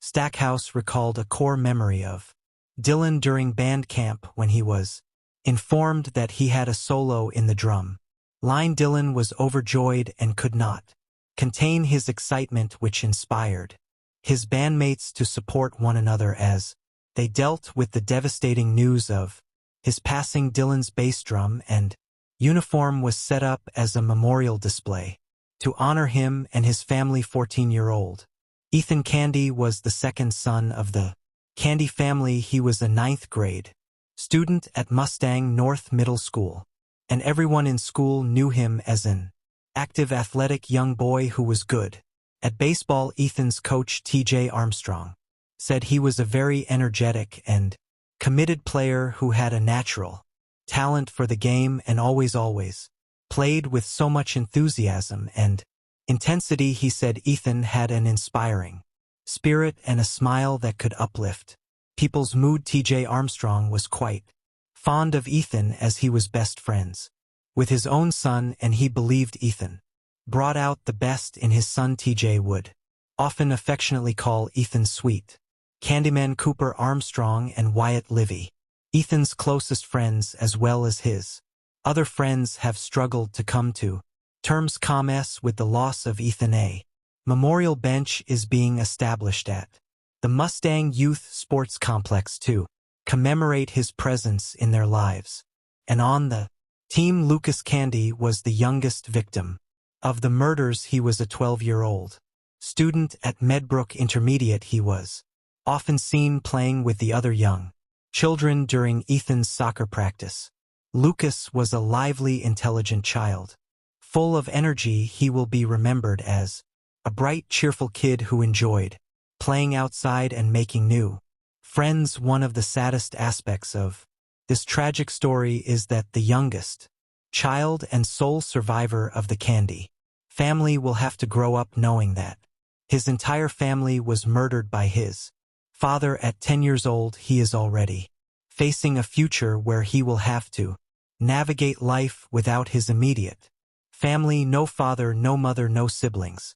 In a single night, his entire life was turned upside down, and those he called family are no more. He may grow up seeking closure for what happened, but sadly he may never find the answers he seeks. This is a burden too heavy to be placed on a 10-year-old child with his entire future ahead of him. He has been placed in the care of extended family members, and people in the community are coming together to show him as much support as possible to help him deal with this difficult reality. Social work have been assigned to work closely with the family to make sure he receives every necessary emotional and psychological support. A GoFundMe has been set up for him, and people have been encouraged to give as much as they can to assist with his upkeep, education, and future needs. The support that has been received so far from the community has been very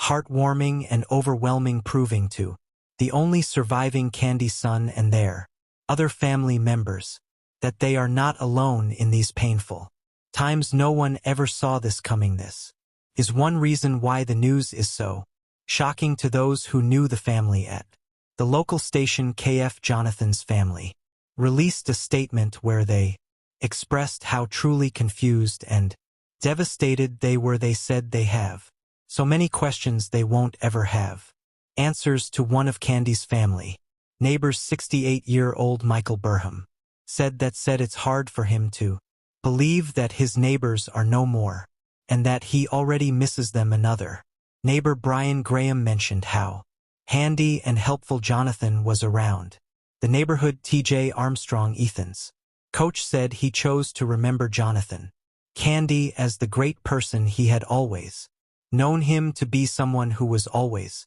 grateful and gave hugs. Rhonda Armstrong, TJ's wife, had known the Candy family for over 3 years. She said that whenever she went to their house or they came over, she could never stop smiling and laughing. They had the ability to make her forget about her bad day at work or her life struggles the moment she saw their smiles. Rhonda also mentioned that Lindsay was always at Ethan's baseball games, cheering the loudest as they played the games. Everyone who knew them saw them as a kind, sweet, and happy family, which made the idea of what happened to them even harder to believe. Investigators are trying to do a thorough search to find clues about the events that led up to Jonathan's drastic actions. They are examining his interactions with friends and family to identify any possibility of a poor mental state. However, since there have been no previous indications of poor mental health, it has been particularly challenging to determine a clear motive behind his actions. However, authorities are using this incident as an important opportunity to inform people about the importance of seeking help for any mental health issues. They emphasize the need to break down the stigma associated with seeking help. Jonathan Candy's case further demonstrates how those who appear happy and well on the outside could be dealing with deep inner trauma. Everyone is going through something, so we need to learn to be compassionate with the people we meet and take the time to connect and talk to our family and friends to ensure there is no buildup of negative emotions. Authorities have offered to help people who might be struggling to process their emotions or the news of Candy's family's death by providing them access to support groups and counseling services. This situation seems like an absolute nightmare that everyone wishes they could wake up from. The Candy family was loved by many and will forever be cherished in the hearts of their loved ones as family and friends grieve the deaths of John, Jonathan, Lindsay, Dylan, Ethan, and Lucas Candy. They also recognize that the priority at a time like this is to ensure that the surviving member of the Candy family receives as much support and love as possible. Hello friends, welcome to our channel. Today we're going to take a look at another horrible case with you, the case of a family in China. We inhabit a world where the fragility of human existence is constantly on display. One moment you may be reveling in the joys of life surrounded by loved ones, and the next they are calling out for help, their bloodied hands reaching towards you while you are paralyzed, your own life flashing before your eyes. This is not a scene from a movie but a harrowing and horrific reality. It is true that we each have but one life, yet death can be a brutal, unpredictable, and intrusive force. Imagine a Christmas party with loved ones gathered together celebrating the holiday season. However, the joyful gathering was suddenly transformed into a horrific tragedy on December 24, 2008. In the small town of Covina, California, the Covina massacre occurred, leaving 9 people dead and the community in a state of shock. Gunshots echoed and a devastating arson fire engulfed the home, trapping the victims inside. What was meant to be a festive celebration turned into a nightmarish scenario. Many were injured and numerous unanswered questions remained. It was a profoundly sorrowful and terrifying moment, leaving the community to grapple with the underlying causes of this unspeakable act of violence. The Covina massacre remains a haunting reminder that even in the most joyful times, darkness can strike without warning. The Orga family was having a great time together in their Covina home.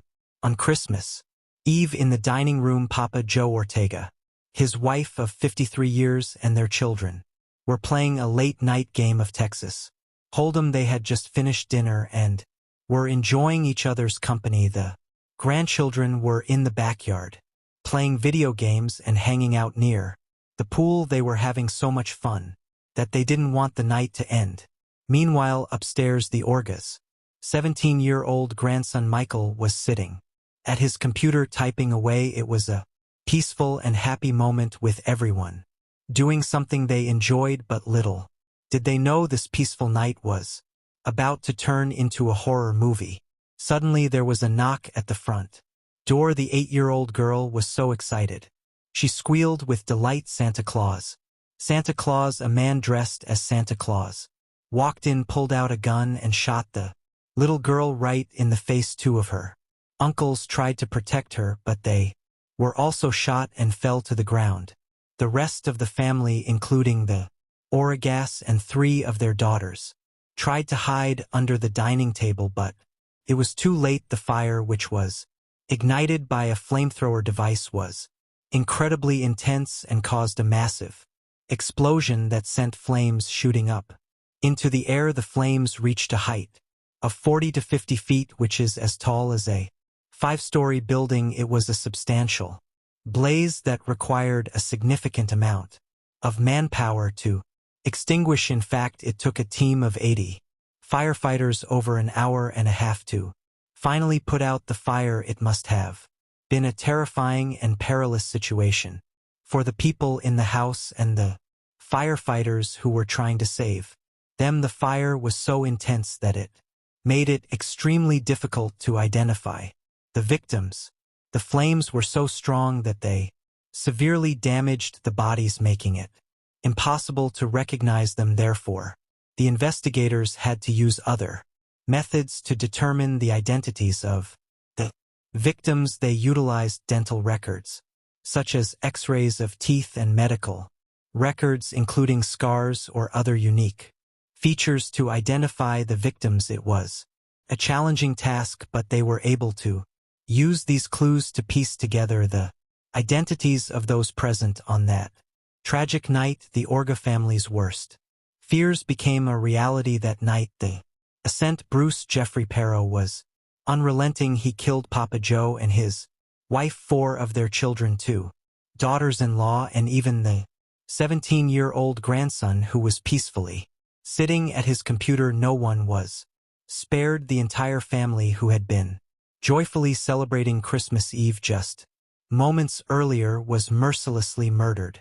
There were around 25 to 30 people celebrating Christmas Eve with the Orga family. However, after the tragic incident, the survivors did not want to discuss it publicly. Nevertheless, some individuals working on the investigation provided information that corroborated the accounts given by the family members. This information helps us understand what transpired within the house. The family members described a very frightening scene. A man with a gun intended to harm and kill people. The family members attempted to flee and save their loved ones, but it was extremely challenging due to the overwhelming fear and confusion. When Bruce got to the party, many of the adults were near the front door because some people were preparing to leave, which made them easy targets.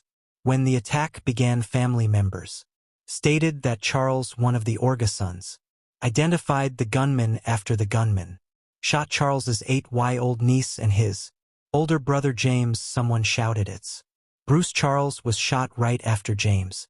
It was an extremely frightening and perilous situation, and everyone was trying to flee from the gunman. Irma Chapo Ora, a close family member, shared a heartbreaking detail about the tragedy.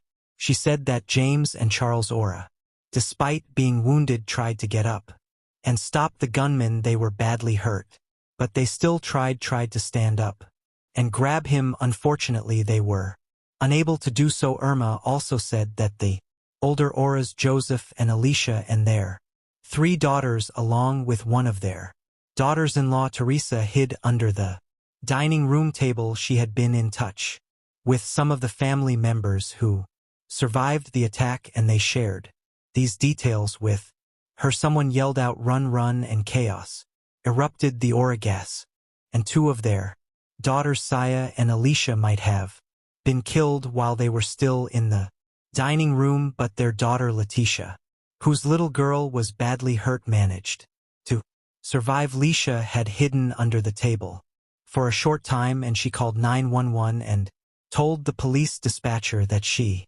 heard the shots, and everyone started panicking and running, and they all dove under the dining room table. Chapa shared a heroic story about her cousin Leisha.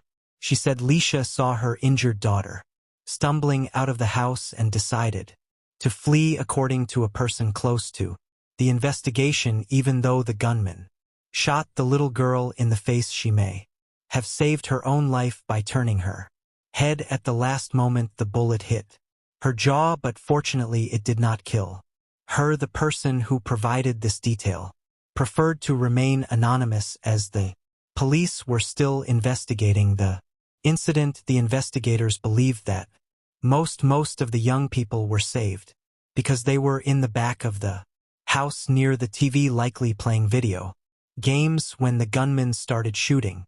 The 8-year-old girl was injured and a 16-year-old girl was shot in the back, but fortunately they survived. The only young person who did not make it was Michael Ortiz, a 17-year-old who was sitting at the computer upstairs. Chaper said that Michael was probably killed by the explosion or fire that started when the gunman used a homemade device to set the house on fire. A law enforcement source said it appears that Michael was killed as a result of the fire or explosion and was not shot. It's a tragedy that a young life was lost in such a senseless act of violence. Michael's mother, Alicia, was also killed, but why did the murderer commit Such a brutal act of violence. Bruce, a 45-year-old man, was very angry about his marriage ending. He and his wife had just gotten divorced, and he was consumed by hurt and anger. Instead of dealing with his emotions in a healthy manner, he decided to take revenge on her and her family. He chose a tragic and devastating way to do it by attacking them at their annual Christmas party in Covina, California. A team of FBI experts studied Bruce's behavior and found that he had some mental health issues, including extreme narcissism and obsessive compulsive disorder. Although these conditions are not an excuse or justification, they likely contributed to his decision to commit such a horrific act. It's heartbreaking that a family's joyous celebration turned into a tragedy because of one person's anger and sickness. Bruce had a plan to escape.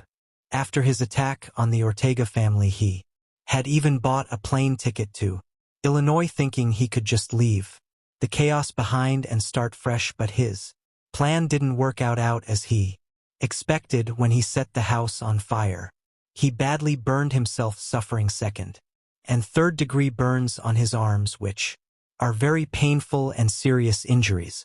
Instead of escaping, he was left with severe burns. It's amazing how his plan backfired and led to his own suffering. After his failed attempt at escape, Bruce drove 40 miles to his brother's house in Selah. He went there to end his own life. Lieutenant Fred Carroll from the Los Angeles County Coroner's Office shared that Bruce had a wound on the top of his head, which suggests that he put the gun in his mouth before pulling the trigger. A toxicology test had to be taken on Bruce, and it was said to have taken up to 6 weeks to get the result. This test would show if Bruce had any drugs or alcohol in his system at the time of his death. When the police searched Bruce's body, they found something strange. He had wrapped $177,000 in cash around his legs with plastic wrap and was wearing a special underwear called a girdle to keep it in place. They also found his rental car parked to walk away from his brother's house, but when they tried to move the car, they realized it was rigged with a dangerous device that would explode if they touched it. The police had to be very careful inside his brother's house.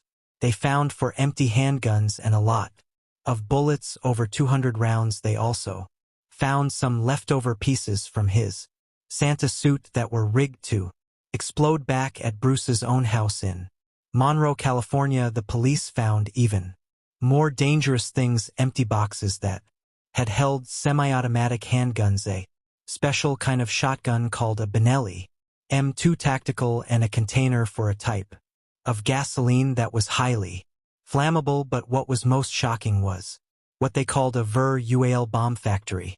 In his home, it was like a secret workshop where he had been making dangerous devices. It's lucky the police were able to find all of this before anyone else got hurt. On the outside, Bruce Perot seemed like a really charming and generous person. When the witness first heard about it, they knew he was wearing a Santa suit and had seen him more than once, but they didn't think anything of it until they were told that he had used the Essen suit to hide guns and other weapons. That's when it kind of freaked them out, thinking that maybe he had already planned this for a long time. Even the people who knew him best had no idea what was going on behind closed doors. They didn't know that long before his divorce was finalized, Bruce had started secretly collecting weapons and planning an elaborate escape plan. He was living a double life, and no one suspected a thing. In 2004, Bruce Perot met Sylvia Ortiz. They were introduced by her brother-in-law, who worked with Bruce at the Jet Propulsion Laboratory. Sylvia was 40 years old and had 3 kids from 2 previous marriages. Bruce's friends thought she was perfect for him, a kind and practical woman with a big family who could help him settle down and be happy. At first, Bruce was drawn to his wife's warm and welcoming family, but after the first year of their marriage, she told friends He had become cold, miserable, and distant. They often argued about money. In March 2008, Bruce and Sylvia decided to separate. Sylvia asked Bruce if she could stay in their home until her daughter finished kindergarten, but Bruce wasn't having it. While Sylvia was out at a family gathering, Bruce packed up all her stuff and left it on the driveway. Sylvia was devastated and had to move in with her sister in Glenn's dead. Eventually filing for divorce, Bruce went to Gun World in Burbank on June 13th and bought a handgun for almost $11,000 cash.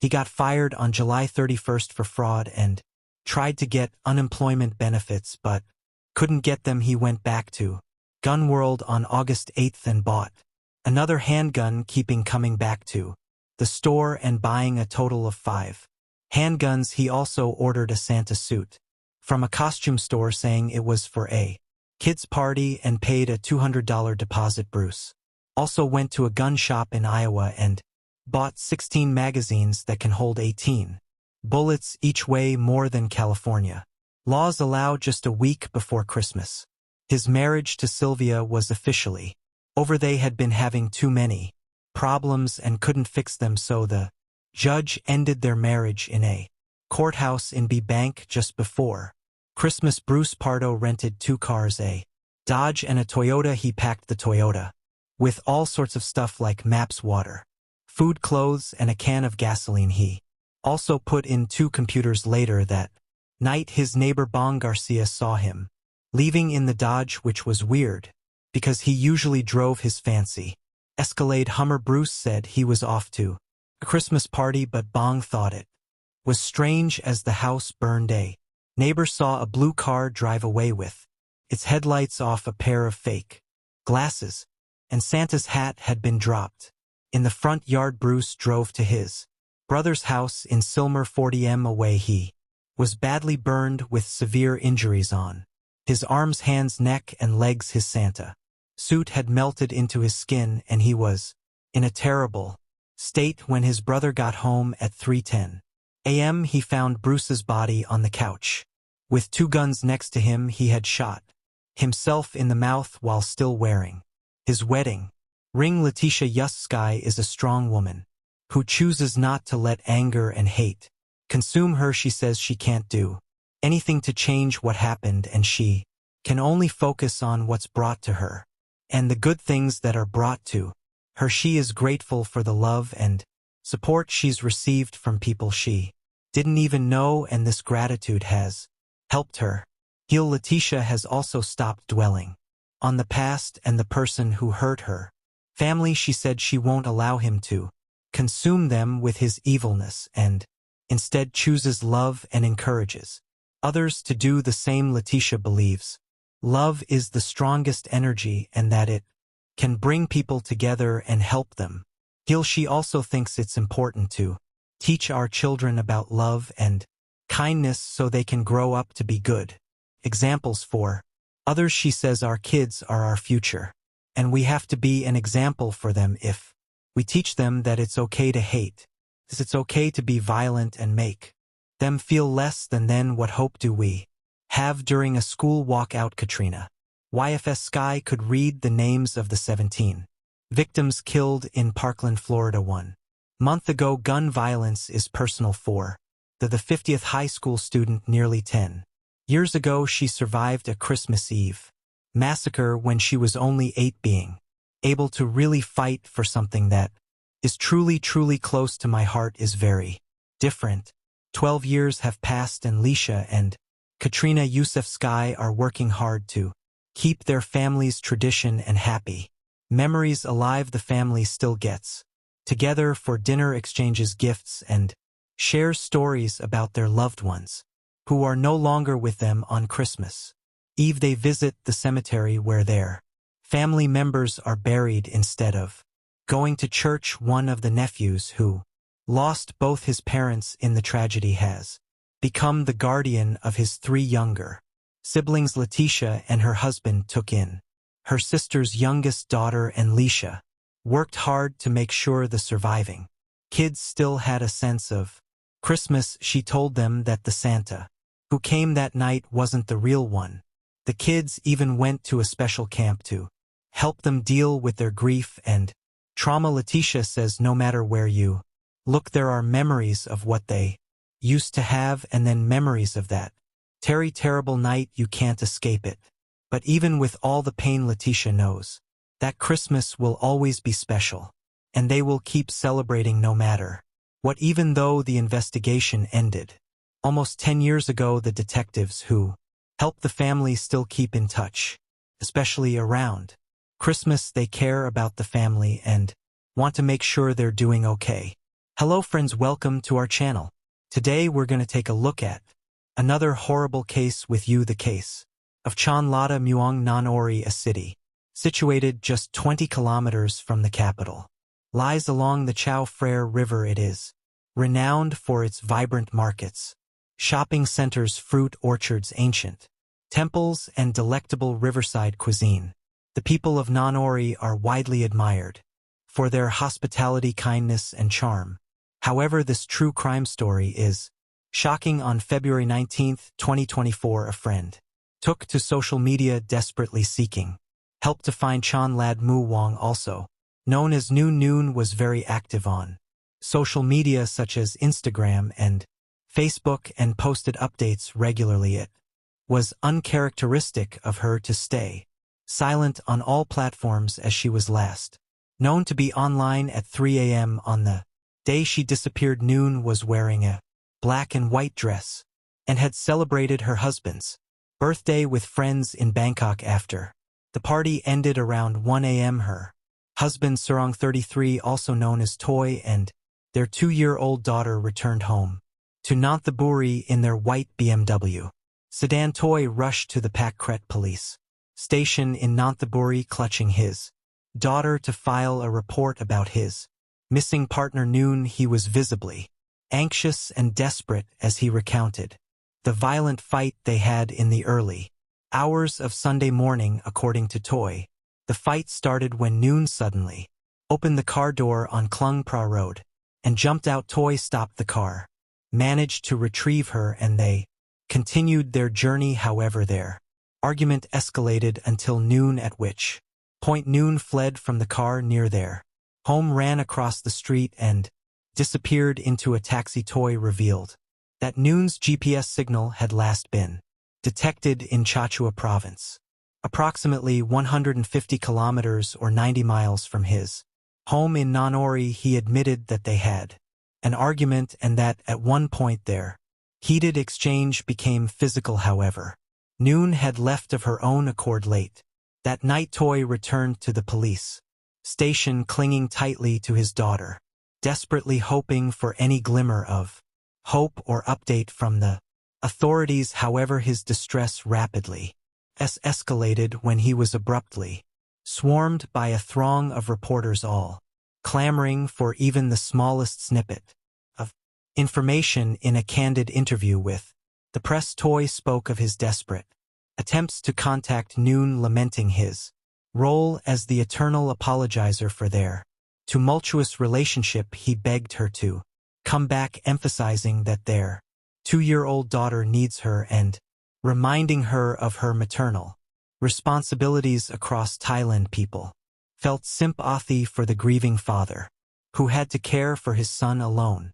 However, beneath the outpouring of support, there was an underlying sense of skepticism. Noon's mother Pen expressed her bewilderment at the lack of urgency shown by Toy in actively searching for her after she disappeared. She told both the police and reporters that she was concerned Toy was suggesting Noon might not return, hinting at the possibility of her moving on. Even though Toy assured Pen that he would continue his search efforts, she could not shake her distrust of her son-in-law. Pen also revealed disturbing details about Toy's history of violence towards Noon, shedding light on the darker aspects of their relationship. She disclosed that 3 years earlier Noon had filed a police report against Toy for assaulting her. Surprisingly, Pen learned from Noon's friends that this was not an isolated incident. Toy had subjected Noon to multiple acts of violence, including choking and putting his foot in her face.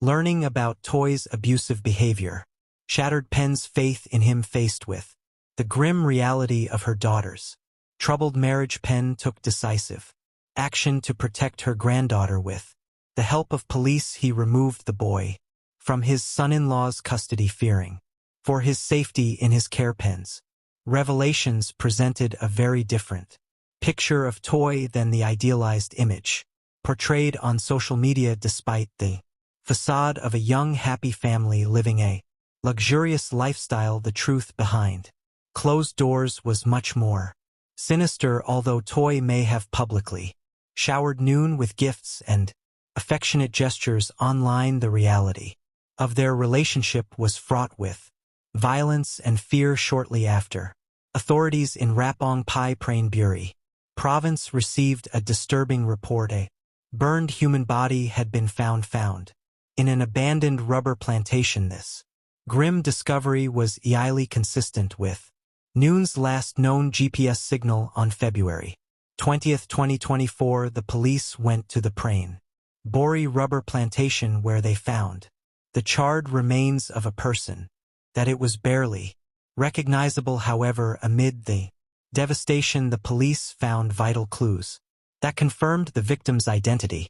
Noon's personal belongings, including her gold bracelet and ring, were discovered at the scene along with a burned suitcase. Subsequent DNA analysis definitively linked the remains to Noon, with the mounting evidence and the rejection by Noon's parents and friends of Toy's version of events. Toy emerged as the prime suspect in this chilling and unbelievable twist as the news unfolded. A television news station published CCTV footage that chillingly recounted the final hours before Noon's death, exposing Toy's deception. Late midday, after celebrating Toy's birthday at a restaurant in Bangkok, Noon expressed her gratitude on Facebook to those who attended. The couple reportedly left the restaurant on Ra Expressway at 1 a.m. on Sunday, both visibly intoxicated. However, despite the short distance of just 20 kilometers or 12 miles between Bangkok and Nonori, CCTV footage revealed that their 30-minute journey was lengthened by an hour and a half. At 1:50 a.m., footage captured Toy abruptly stopping his white BMW and dragging Noon to the sidewalk, where he launched a ferocious assault. He repeatedly kicked and stomped on her head for almost 10 minutes. Despite Noon's attempts to flee, Toy pursued her relentlessly and continued his attack. In a disturbing turn of events, Toy retrieved what appeared to be a brick and mercilessly hit several times. Later images showed Toy returning to his car to retrieve his little girl, who witnessed the brutality inflicted on her mother during this ordeal. A passerby passed by, oblivious to the violence unfolding before them. In a later interview, the bystander confessed to assuming that it was simply a father tending to his drunk wife while caring for his son. Once the bystander left, Toy returned his daughter to the safety of the car before cruelly dragging the now unconscious Noon back to the vehicle. Although she still appeared to be alive, police suspected that Toy continued his assault upon arriving home, resulting in Noon's tragic death. Further investigation uncovered a trail of blood evidence both on the roadside and at his residence, corroborating the brutal events that occurred. As the interrogation intensified later that night, the husband allegedly broke down.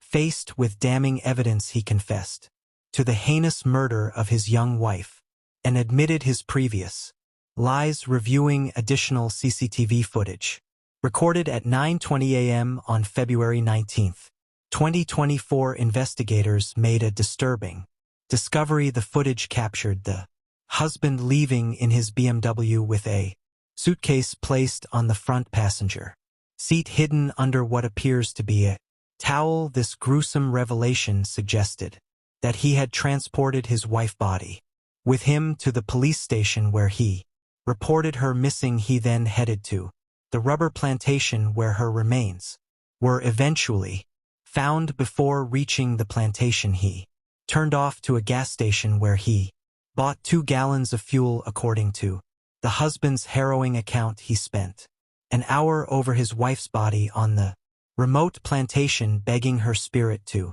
forgive him for his violent acts. He then doused her remains with gasoline and set them on fire while his 2-year-old daughter stood by his side, an unwilling witness to the horrors unfolding. The husband recounted a fateful night marred by excessive alcohol consumption and escalating tensions which ended in a fatal disagreement. He revealed to officers that references to his ex-girlfriend and increasing financial problems led him to violence. He said the confrontation got out of control, leading to his wife's tragic death in a fit of rage. According to the husband, he did not learn of his wife's death until an hour after the violent assault, when she became unresponsive in their 3-story residence. At no point did he take direct responsibility or show any genuine remorse for what he did to his wife, the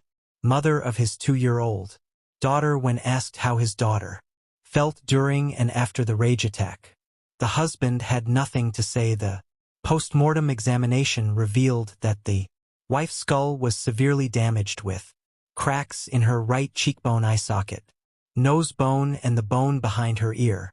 These cracks indicated that she had been struck hard with a blunt object. The wife's wounds suggested a story of violence and pain, and even in death she demanded justice for the harm inflicted upon her. The injuries were likely sustained during the brutal assault captured on CCTV, and later, according to the husband's admission, he attacked her again at their home. If the husband felt any remorse, it is unclear why he did not take her to the hospital after losing control the first time. Instead, he cast a shadow over her character by suggesting that she had run away, neglecting her son. It appears that the husband's only concern was his own well-being and covering up the despicable crime he committed in front of his 2-year-old daughter. The husband is currently detained at the non-provincial prison while he awaits his court proceedings following Noon's tragic death. His friends and family were consumed by anger and sadness. They couldn't understand how the husband, after confessing to her murder, couldn't show any remorse to them. He deserved the harshest punishment possible. The pain was compounded by the knowledge that Noon had suffered frequent domestic violence at the hands of her husband, but had struggled to break free from the cycle of abuse. Research indicates that survivors often find it incredibly difficult to leave abusive relationships, and it may take an average of 7 attempts before a survivor can permanently break free from their abusers' clutches. Noon's story served as a stark reminder of the complexities and obstacles faced by victims of domestic violence, underscoring the urgent need for greater awareness, support, and resources to empower survivors and break the cycle of abuse. Hello friends, welcome to our channel. Today we're going to take a look at another horrible case with you, the case of Pamela Fade. On the seemingly ordinary Monday of July 28, 2018, the day was wrapping up around 6:30 p.m.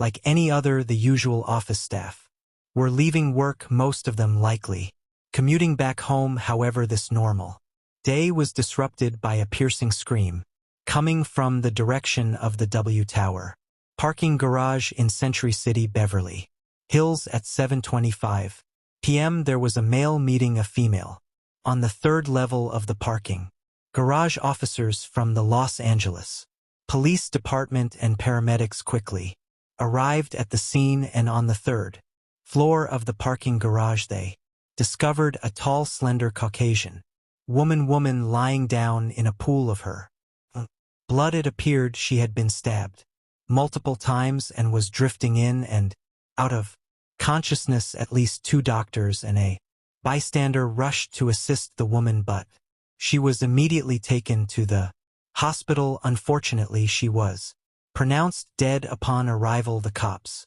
has initiated an investigation into the incident. Witness Edwin Rivera described the assailant as a tall, slender male, wearing a black hooded sweatshirt and jeans. However, Rivera stated that he was unable to make out the assault's facial features. The assailant was last seen leaving the parking lot in a red SUV. The victim was identified as 44-year-old Pamela Fade. She had sustained multiple wounds to her head, neck, and chest as well as her arms. The fatal wound was a deep laceration to the front of her neck. Notably, none of Pamela F's personal belongings were taken and there were no signs of sexual assault. This suggests that the perpetrator's sole intent was to cause her death to uncover the events leading to Pamela Fade's death. Investigators proceeded by tracing her actions and circumstances before the incident. Police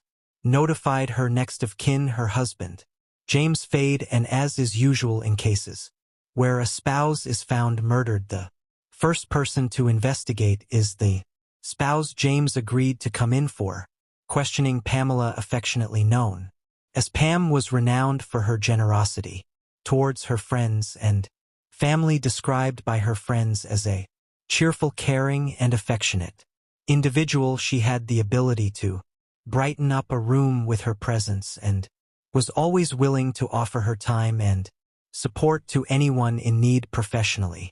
Pam was a successful jeweler and business owner. In 1989, as a single mother, Pam encountered James Fade and Elle Urshan. The two formed an immediate connection. They married in 1999 and had a daughter together. In addition to Pamela's older daughter from her previous marriage, Pamela Fade and her husband James Fade co-founded Goldfinger Coin and Bullion in 2002. Overcoming initial financial challenges, Goldfinger specializes in providing money and precious metal transfer services for a fee, operating primarily as an internet-based enterprise. They also established a related company, Yulin Company Incorporated, in Panama with business offices in California. With their ventures proving lucrative, the Feds ascended to affluence, indulging in a luxurious lifestyle. Following the financial success of Goldfinger, the family acquired properties including a residence in Camaro and a second home on a 200-acre ranch in Missouri Park, referred to as Happy Camp Ranch. The early stages of the Feds' relationship were characterized by positivity, but over time their love for each other began to dwindle. Around the same time, James Fade's health began to deteriorate, reaching a point where he experienced significant pain due to rheumatoid arthritis, rendering him unable to regularly work from the office. In April 2007, Pamela had a conversation with her friend Carol Neve, who also managed a similar e-currency business. They discovered Pamela's need to comply with federal rules regarding money transfer licenses. Pamela realized her business lacked the necessary license to operate legally. After seeking guidance from NEPA, Pamela decided to obtain the required license. On October 6, 2007, she wrote a check for $400,000 to cover the necessary fees. However, James Fade was strongly opposed to this and argued that the license was not actually required.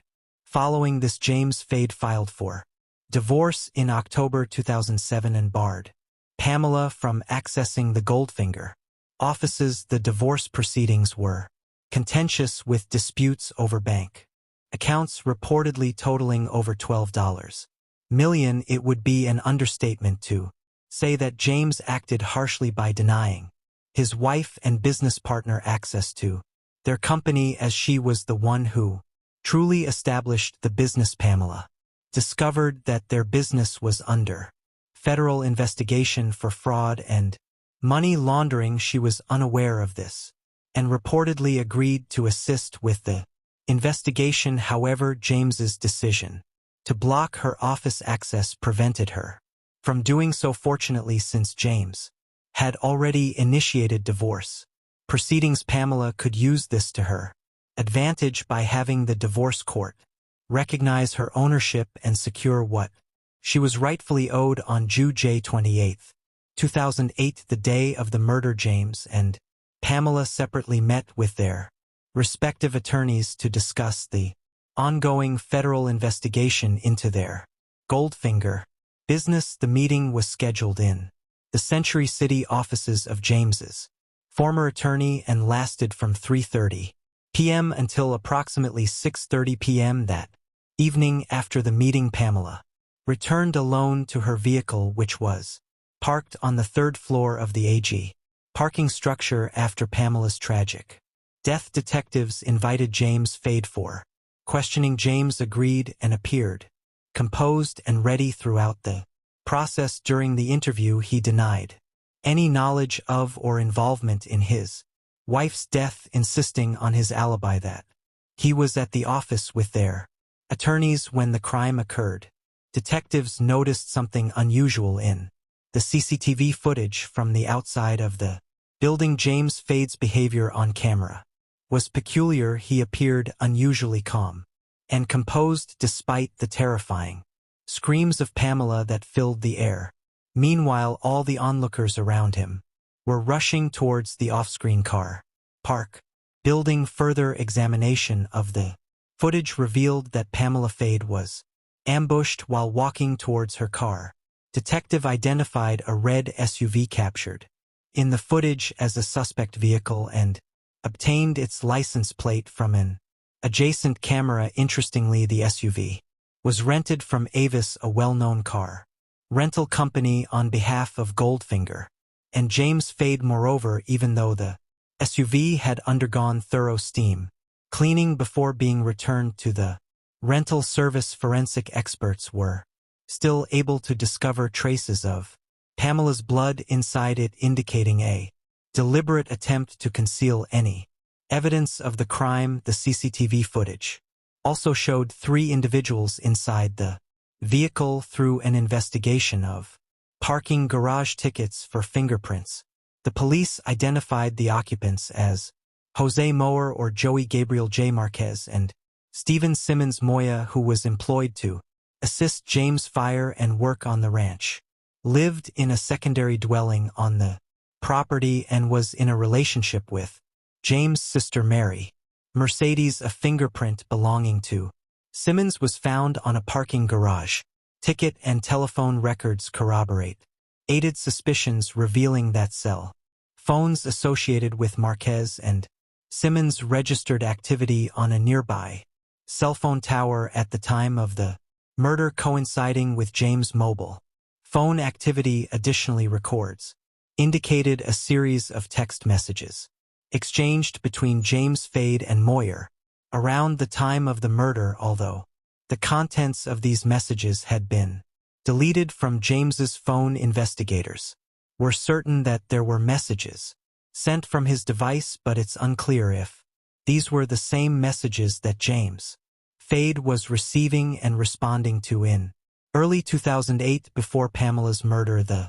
United States Attorney's Office under Assistant United States Attorney Mark initiated a formal investigation into Goldfinger for its alleged involvement in a money laundering scheme. The investigation involved collaboration with the FBI and the IRS.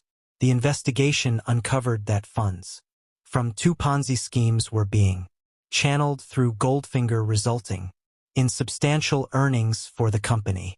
Although James Fade and Goldfinger were not directly implicated in the Ponzi schemes, the federal government pursued an indictment against them to gain leverage over James Fade in order to monitor financial transactions and detect any illicit money transmitting activity. On February 26, 2008, 5 months before Pamela's murder, James Fade and Goldfinger were indicted on federal charges of operating an unlicensed money transmitting business. Notably, Pamela was not named in the sealed indictment, which remained undisclosed to the public. However, in June 2008, subpoenas were issued to the accountants involved in the divorce proceedings, which is when Pamela became aware of the FBI and IRS's investigation into Goldfinger and her husband.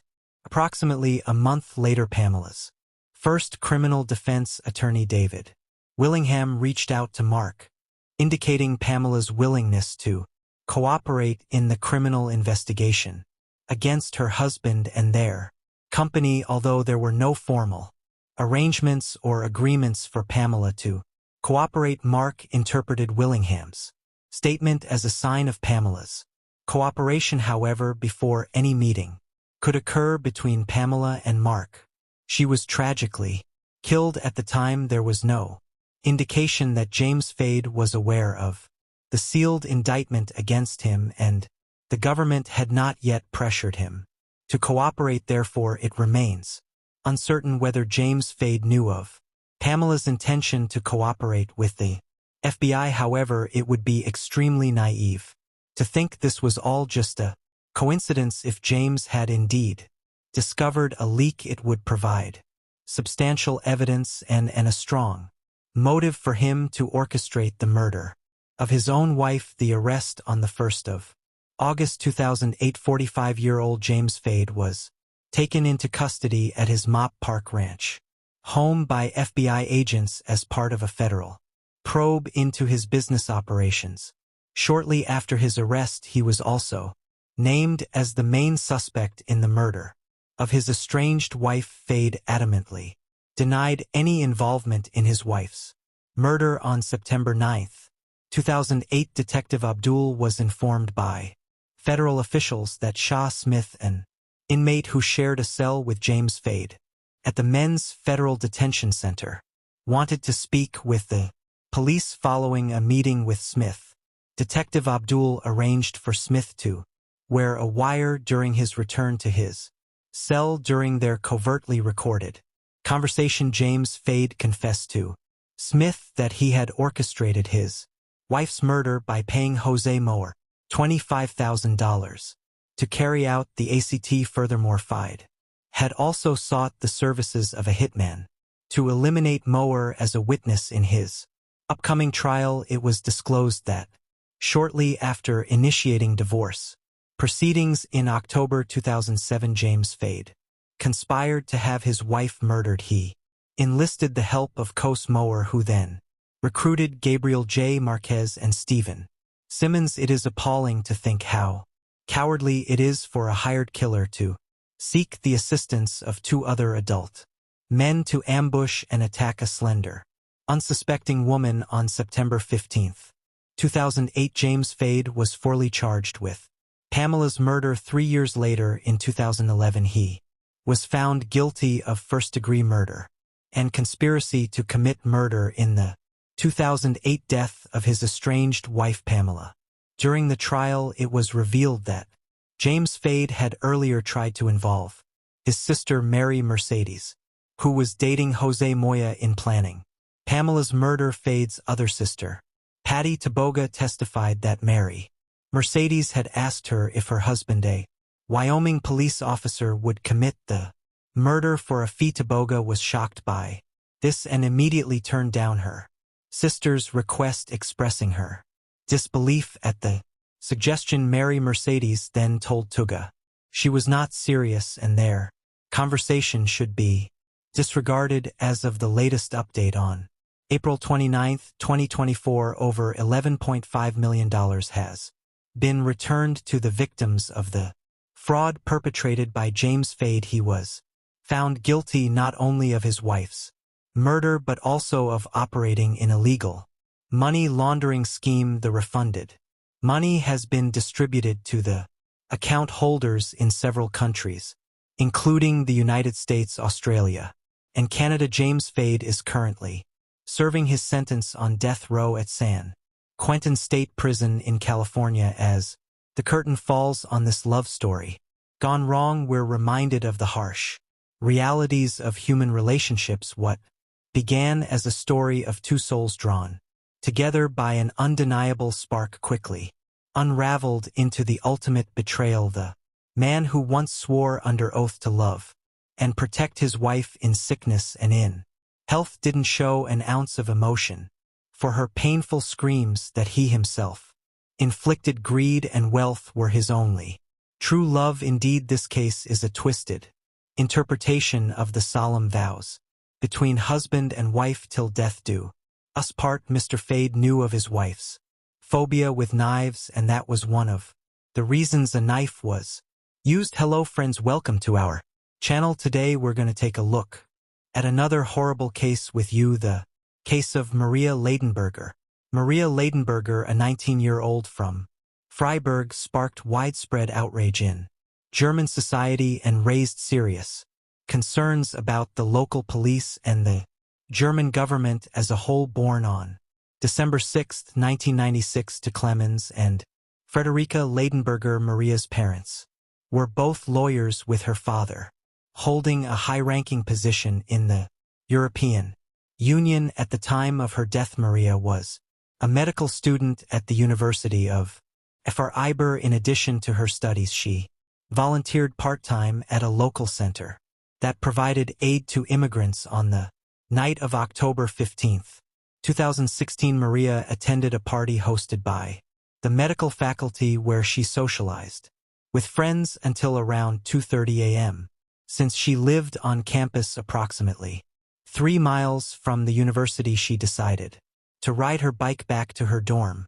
Tragically, at 2:37 a.m., Maria was last seen riding her bike towards campus. Several hours later, at 8:20 a.m., a jogger discovered her lifeless body in the River Dram, about a mile away from where she was last seen. Despite an immediate call to the police and ambulance, medical professionals were unable to revive her. The incident raised numerous questions about the efficiency of the local authorities and the government's response to similar cases. During the forensic examination, investigators determined that Maria's death was caused by drowning. Additionally, they found evidence that someone had attempted to strangle her with a scarf, which was discovered at the scene. The scarf contained a sample of male DNA believed to belong to the perpetrator. Near the crime scene, police found several black hairs, 7 in long, with bleached ends in the bushes. The hairs had roots, allowing authorities to obtain another sample of male DNA. This sample matched the one found on the scarf used to strangle Maria. Despite this evidence, the police were unable to identify the owner of the DNA samples, as no matching information existed in their databases. On November 8, the authorities offered a €6,000 reward for information that could help solve the case. Thanks to several individuals, the reward amount was soon increased to €35,000. The police conducted an extensive investigation into Maria's death, questioning over 1,000 people, including those who attended her last party. Additionally, more than 100 individuals voluntarily submitted DNA samples for comparison. However, none of the DNA samples from party attendees matched the DNA evidence found at the crime scene, leaving the police without a DNA match. The public was shocked and alarmed when the details of Maria's death were published in the press, and as a result, residents of Freiburg rushed to buy pepper sprays, fearing for their safety. Since the perpetrator was still at large, there was also an increase in reports of women being harassed in the city, with 2 similar incidents occurring in the same area, one just days before Maria's death and another 2 weeks prior. As a consequence, self-defense classes became extremely popular in Freiburg, with many people enrolling in local sports centers ERS to learn how to protect themselves. Meanwhile, to boost security, 25 extra police officers have been deployed to patrol the city streets. Due to the high crime rate, many people are too intimidated to venture out alone at night. The police pursued all potential clues, but the breakthrough in identifying the perpetrator came from the hair and scarf found at the crime scene, with the description of the sought-after individual being a male with long black hair featuring bleached ends. The authorities began scrutinizing footage from numerous city cameras. Upon reviewing the CCTV recordings from the city tram, they spotted a man with a similar hair color and length. The individual in question sported an undercut hairstyle characterized by short hair on the sides and back and longer hair on top. This particular footage was captured on the night of October 16th at 7:00 a.m. approximately 40 minutes prior to Maria's departure from the party. The suspect boarded a tram near the university and after a 20-minute ride disembarked at the final stop, which was less than a mile from the location where a jogger subsequently discovered Maria's body. Notably, the suspect had harassed two girls on the tram, though they eventually managed to extricate themselves from his unwanted attention. On December 3, RTH 2016, nearly 7 weeks after Maria's death, the police arrested 17-year-old Hussein Kavari as a suspect. Initially, authorities believed him to be an immigrant from Afghanistan. However, during the investigation, it emerged that he was not 17 and not from Afghanistan. Kavari had entered Germany in November 2015 without an ID card, claiming to be from Afghanistan and born in 1999. Kavari said he was 16 when he arrived, but he lacked documents to support or disprove this. Due to his claimed age, Germany granted him asylum. As an underage, unaccompanied refugee, he was placed with a foster family in a scenic town near the Black Forest, where he attended school, learned German, and received government benefits. It turned out that fabricating his age was a common tactic which provided advantages not only when applying for asylum but also in case of committing crimes, as juvenile offenders face less severe punishment. The suspect's age will be revisited later, as it's just one aspect of his troubled biography. After the police arrested Hussein Kavari as the prime suspect in the Maria Ladenberger case, his image was published in the media, although German media outlets blurred his face. TV channels and newspapers in other European countries did not, publishing unobstructed pictures of him. A Greek lawyer, Maria Eleni NPP, recognized Kavari after seeing his photos in the media. She had previously defended him in court in the spring of 2013 when he was charged and found guilty of a life-threatening attack on a young student on the Greek island of Corfu. Kavari claimed his father had died many years ago in Afghanistan, but the police discovered his father was actually alive and living in Iran. The court was able to determine Kavari's age more accurately after the prosecutor contacted his father by phone. According to his father, Kavari was born in Iran on January 29, 1984, which made him 32 years old at the time of Maria's death. As a result, he was tried as an adult. During the trial, Kavari stated that a few hours before the attack, he and his friends had consumed a large amount of alcohol and taken prohibited substances. After partying, he took a tram to the area where he later attacked Maria. In her free time, Maria worked part-time at the Immigrant Assistance Center in Freiburg, where she tried to help people in difficult life situations. Ironically, she was killed by one of the people she was trying to help.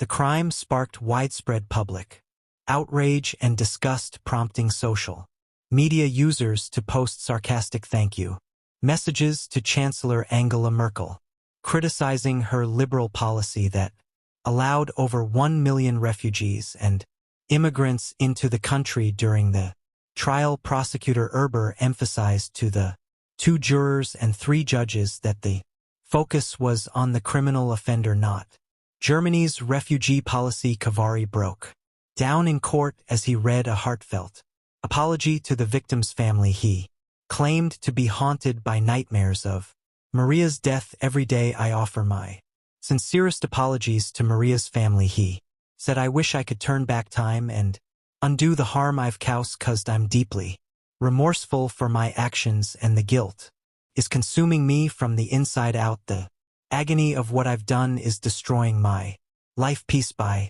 piece. Hussein Kavari shared his harrowing journey from Iran to Germany, highlighting struggles in Greece and Slovenia. He spoke candidly about scavenging for food, engaging in illegal activities, and living with a foster family in Germany where he turned to substances and alcohol. Kavari revealed psychological issues including nightmares and insomnia stemming from concerns about his homeland. Kavari recalled killing Maria Leidenberger after a night of heavy drinking and drug use.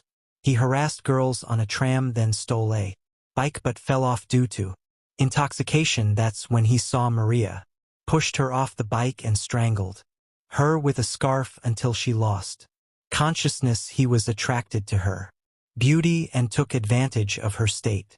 He carried her into the water where she drowned. Kavari claimed he was too intoxicated to control his actions, but prosecutors argued his actions were deliberate and premeditated. A psychiatric expert told the court that, in their professional opinion, Kari's display of remorse was not genuine. They testified that Kavari had consistently shown a strong tendency towards violence and warned that there was a high risk of him committing another offense.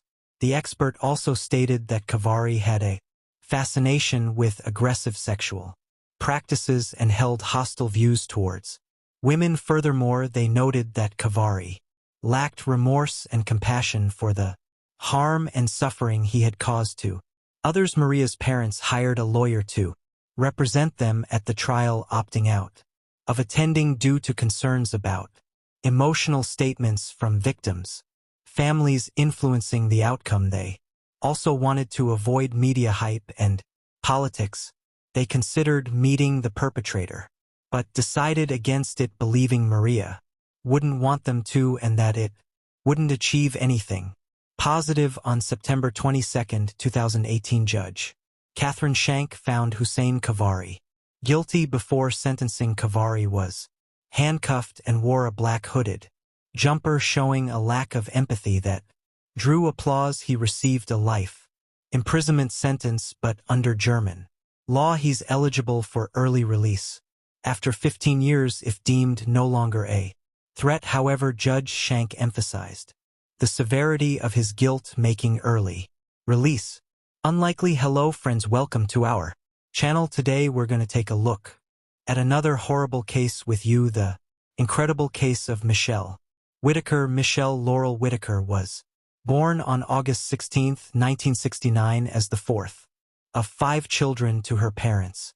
According to her mom, Laura Andrews, Michelle was extremely close to her entire family. However, this changed when they moved from Illinois to Gastonia, North Carolina, and Michelle's once happy demeanor began to fade as she entered her teenage years. Michelle and her mom began to clash frequently, primarily due to her mom's strictness. After graduating from high school, Michelle got married, but the union lasted less than a year. Her inexperience and youth made it difficult for her to handle the problems her partner created. The abusive treatment by her husband marked the beginning of a prolonged and distressing period in Michelle's life. Those close to her believe this tumultuous period led to her later struggles. At the time, she struggled to cope and made poor choices.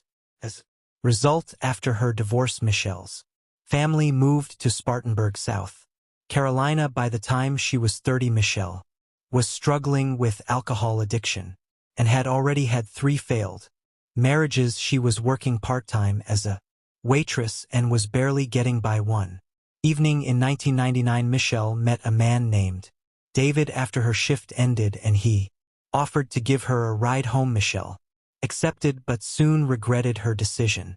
Instead of taking her home, David took her to a secluded area where he assaulted her and forced her into intimate contact. Attacked, he was arrested a year later, pleaded guilty to assault and battery, and received an 8-year prison sentence. Just before she disappeared, Michelle was arrested for driving under the influence of alcohol.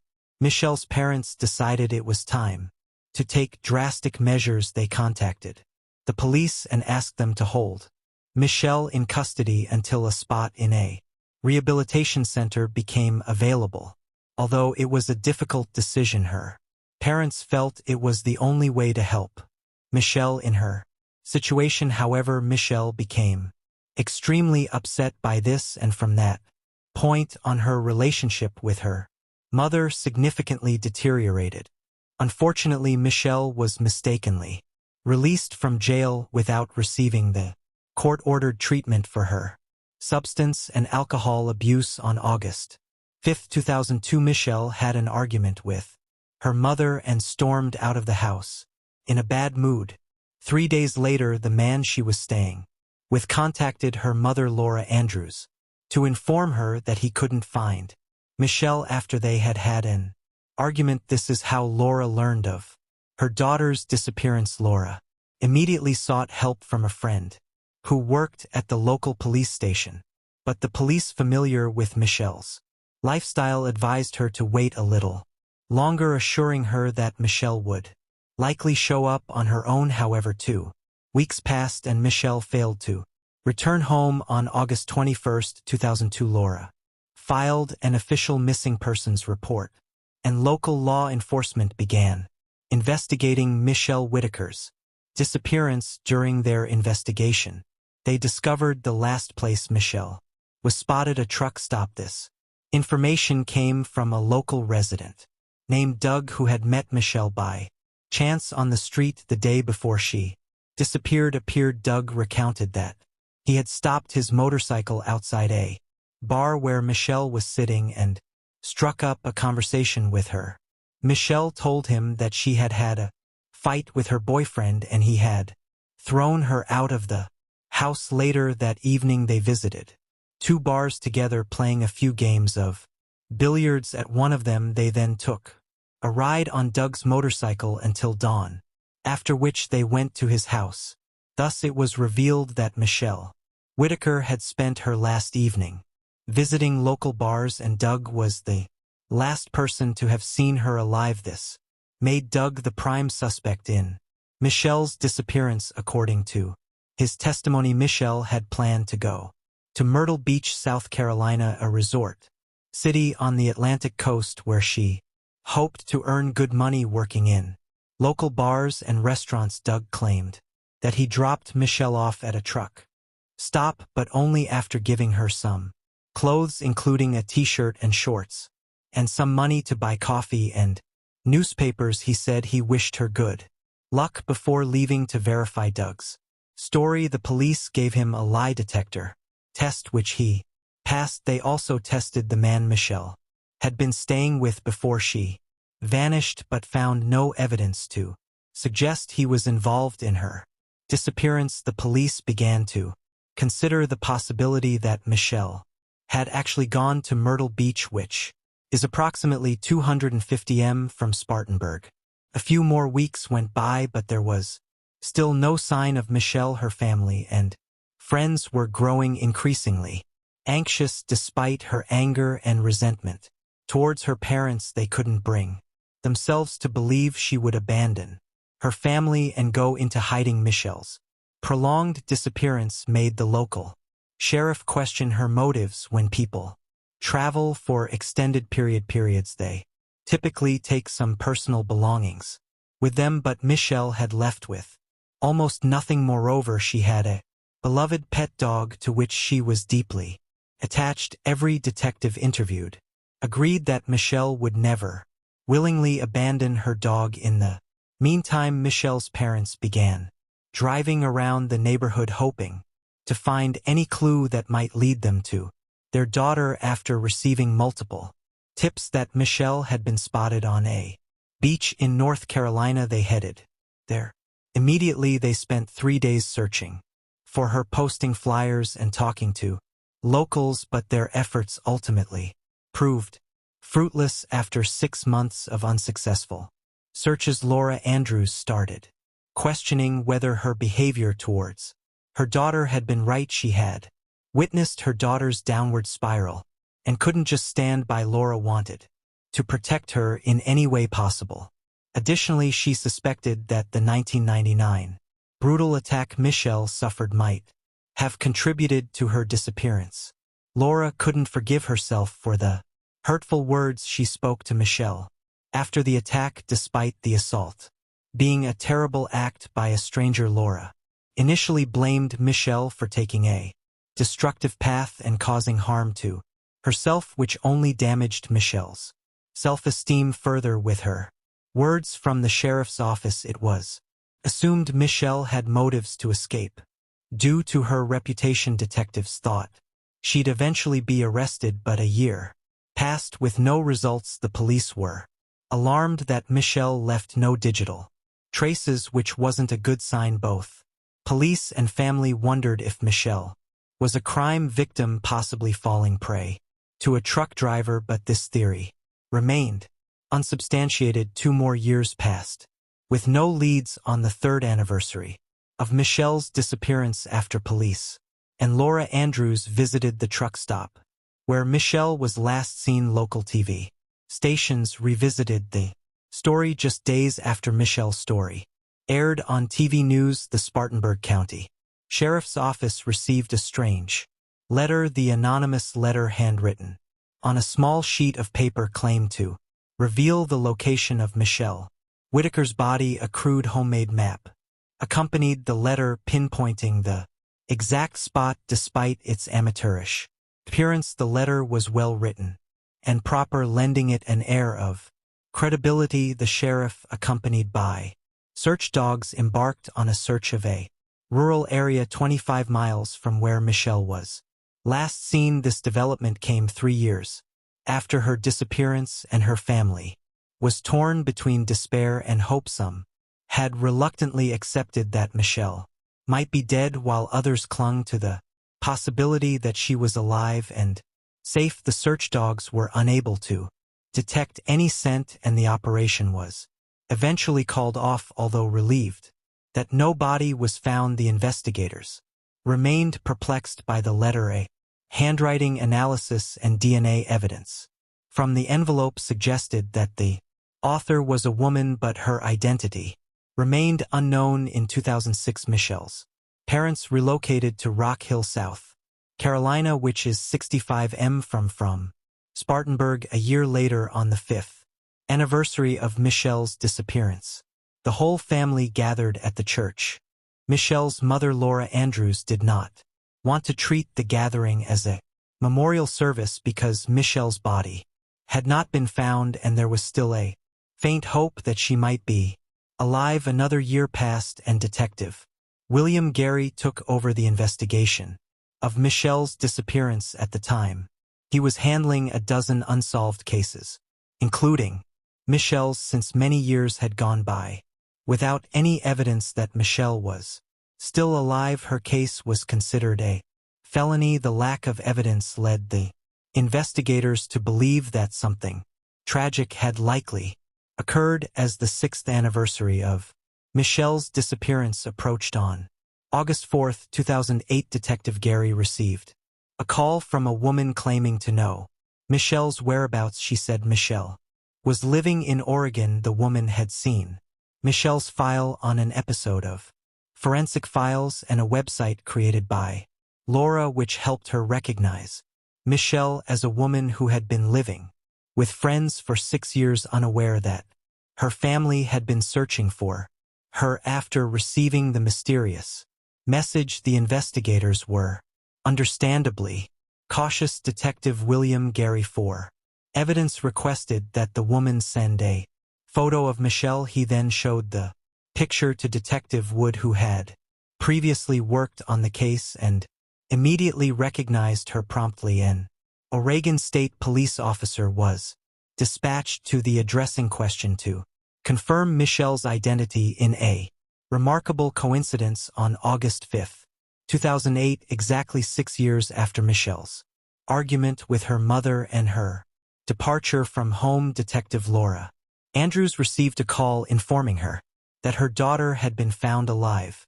Laura struggled to process the news, and only after hanging up the phone did a flood of questions arise. Where is she? How is she, and what had she been doing?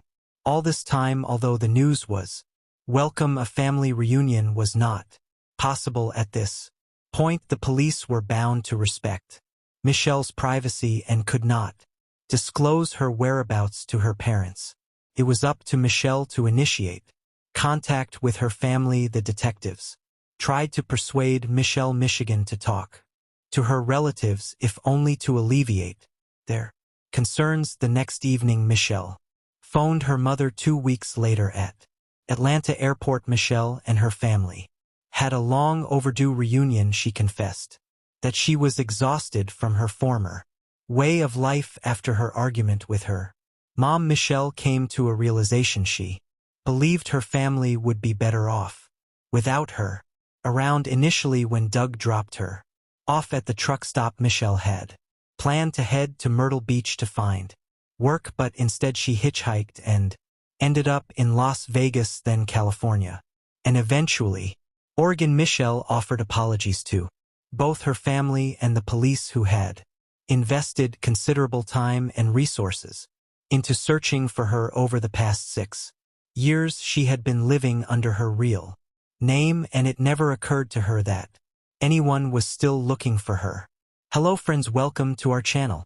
Today we're going to take a look at another horrible case with you, the case of Stacy Smith. Born on September 21st, 1977, Stacy Ann Smith was known to her family and friends as a beautiful and outgoing person during her school days.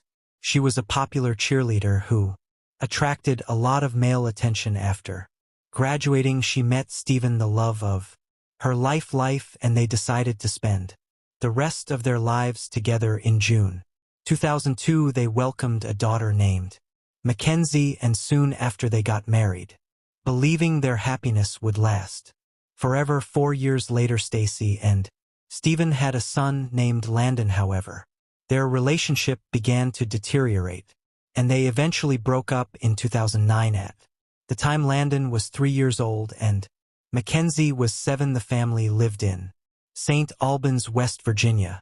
After her divorce, Stacy was determined to make her children happy. One day she ran into an old acquaintance, Brent, on the street. They had attended high school together, and Brent had had a crush on her back then, although she didn't feel the same way. However, this chance encounter sparked a romance between them. As they got to know each other better, Stacy's ex-husband Steven became aware of her new relationship. He would often see Stacy and Brent together when he came to pick up the kids for the weekend. Initially, Brent got along great with Stacy's children, which made her happy. However, as time went on, their relationship began to experience some turbulence. They started to have frequent arguments, mostly due to Brent's jealousy.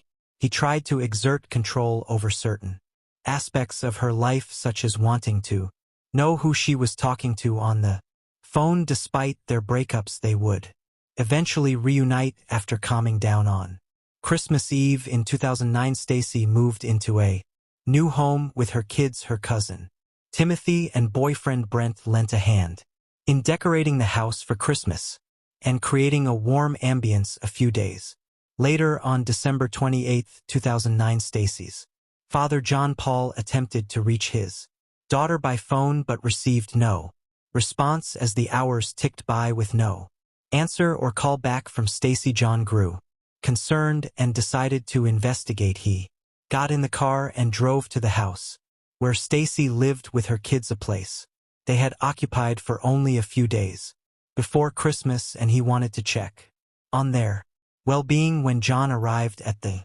house, everything seemed normal. He knocked on the front door and called out his daughter's name, but there was no response. The door was locked, so he looked through the window and spotted 3-year-old Landon inside.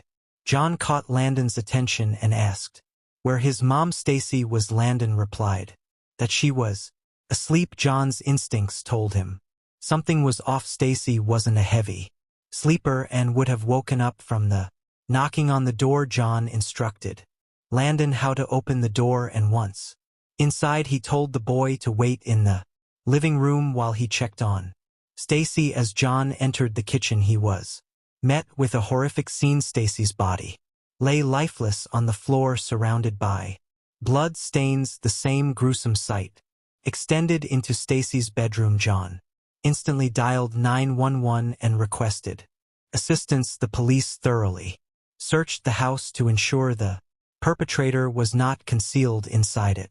It was evident that Stacy's death was not accidental. The woman had succumbed to a fatal knee stab. Wound a message on one of the walls caught the detectives' attention immediately. The individual who penned it accused Stacy of being unfaithful. The message consisted of only 2 words: cheating, and a second word starting with W. It was particularly heartbreaking that Landon spent most of the day by himself, while his mother lay dead. Forensic analysis revealed the boy's bloody footprints next to Stacy's body, indicating he had approached his mother, likely attempting to rouse her. At just 3 years old, he probably didn't comprehend that his mother wasn't simply sleeping.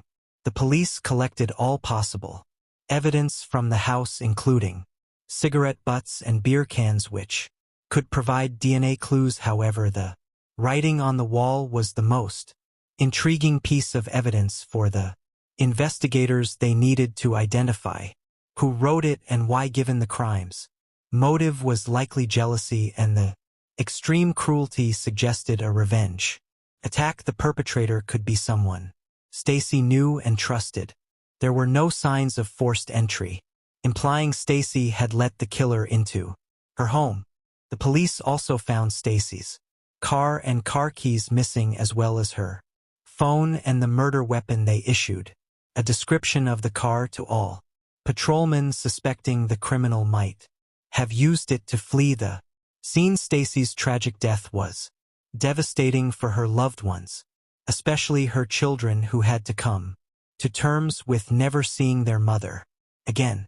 Psychologists spoke with Landon to see if he had witnessed anything unusual, but the boy couldn't assist the police. Upon waking, he found his mother on the floor. Thinking she was asleep, he tried to rouse her, but she didn't respond. The prime suspect in this crime could be someone who believed Stacy had been unfaithful to them. Initially, there were 2 main suspects: Stacy's boyfriend, Brent, and her ex-husband, Steven. Steven might still have had strong feelings for Stacy, and despite their divorce, he might have been angry that she had moved on to another man. Brent, on the other hand, was known to be jealous, which could have led him to suspect Stacy of cheating. When investigating cases like this, detectives must consider all possible scenarios, no matter how unlikely they may seem at first. They were also looking into the possibility of a secret admirer or unknown romantic interest that even Stacy's closest friends and family might not have been aware of. As a young and attractive doctor's assistant, Stacy would have naturally attracted attention from men while patrol officers were scouring the streets for Stacy's vehicle.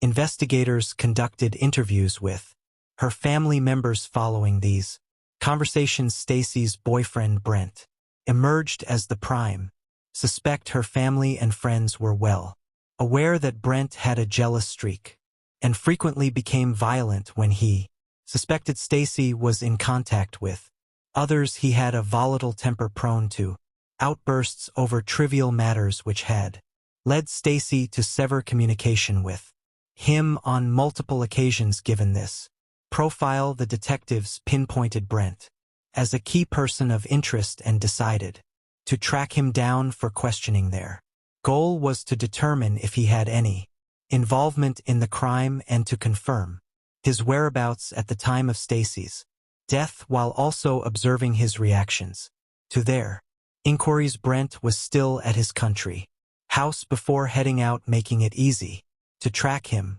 down. Investigators secured a search warrant and found him in his garage when they arrived. Although he became nervous at the sight of the police, this didn't necessarily imply anything, as many people get anxious when officers show up at their doorstep. The investigators informed Brent of the search warrant for his home, and that it was related to the investigation into Stacy Smith's death.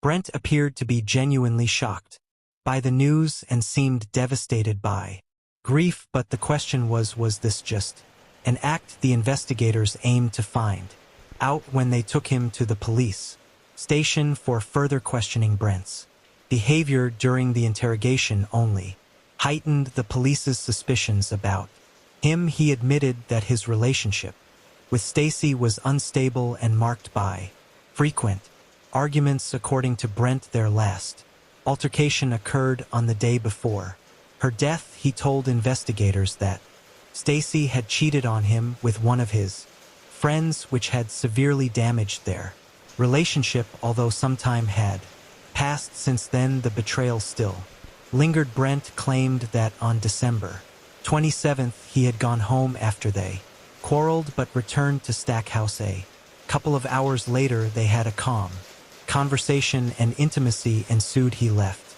around 2 a.m. when Stacy's son Landon and her cousin Timothy were asleep in the house. Brent maintained that there were no issues between him and Stacy when he departed, and he was unaware of her death until the police informed him.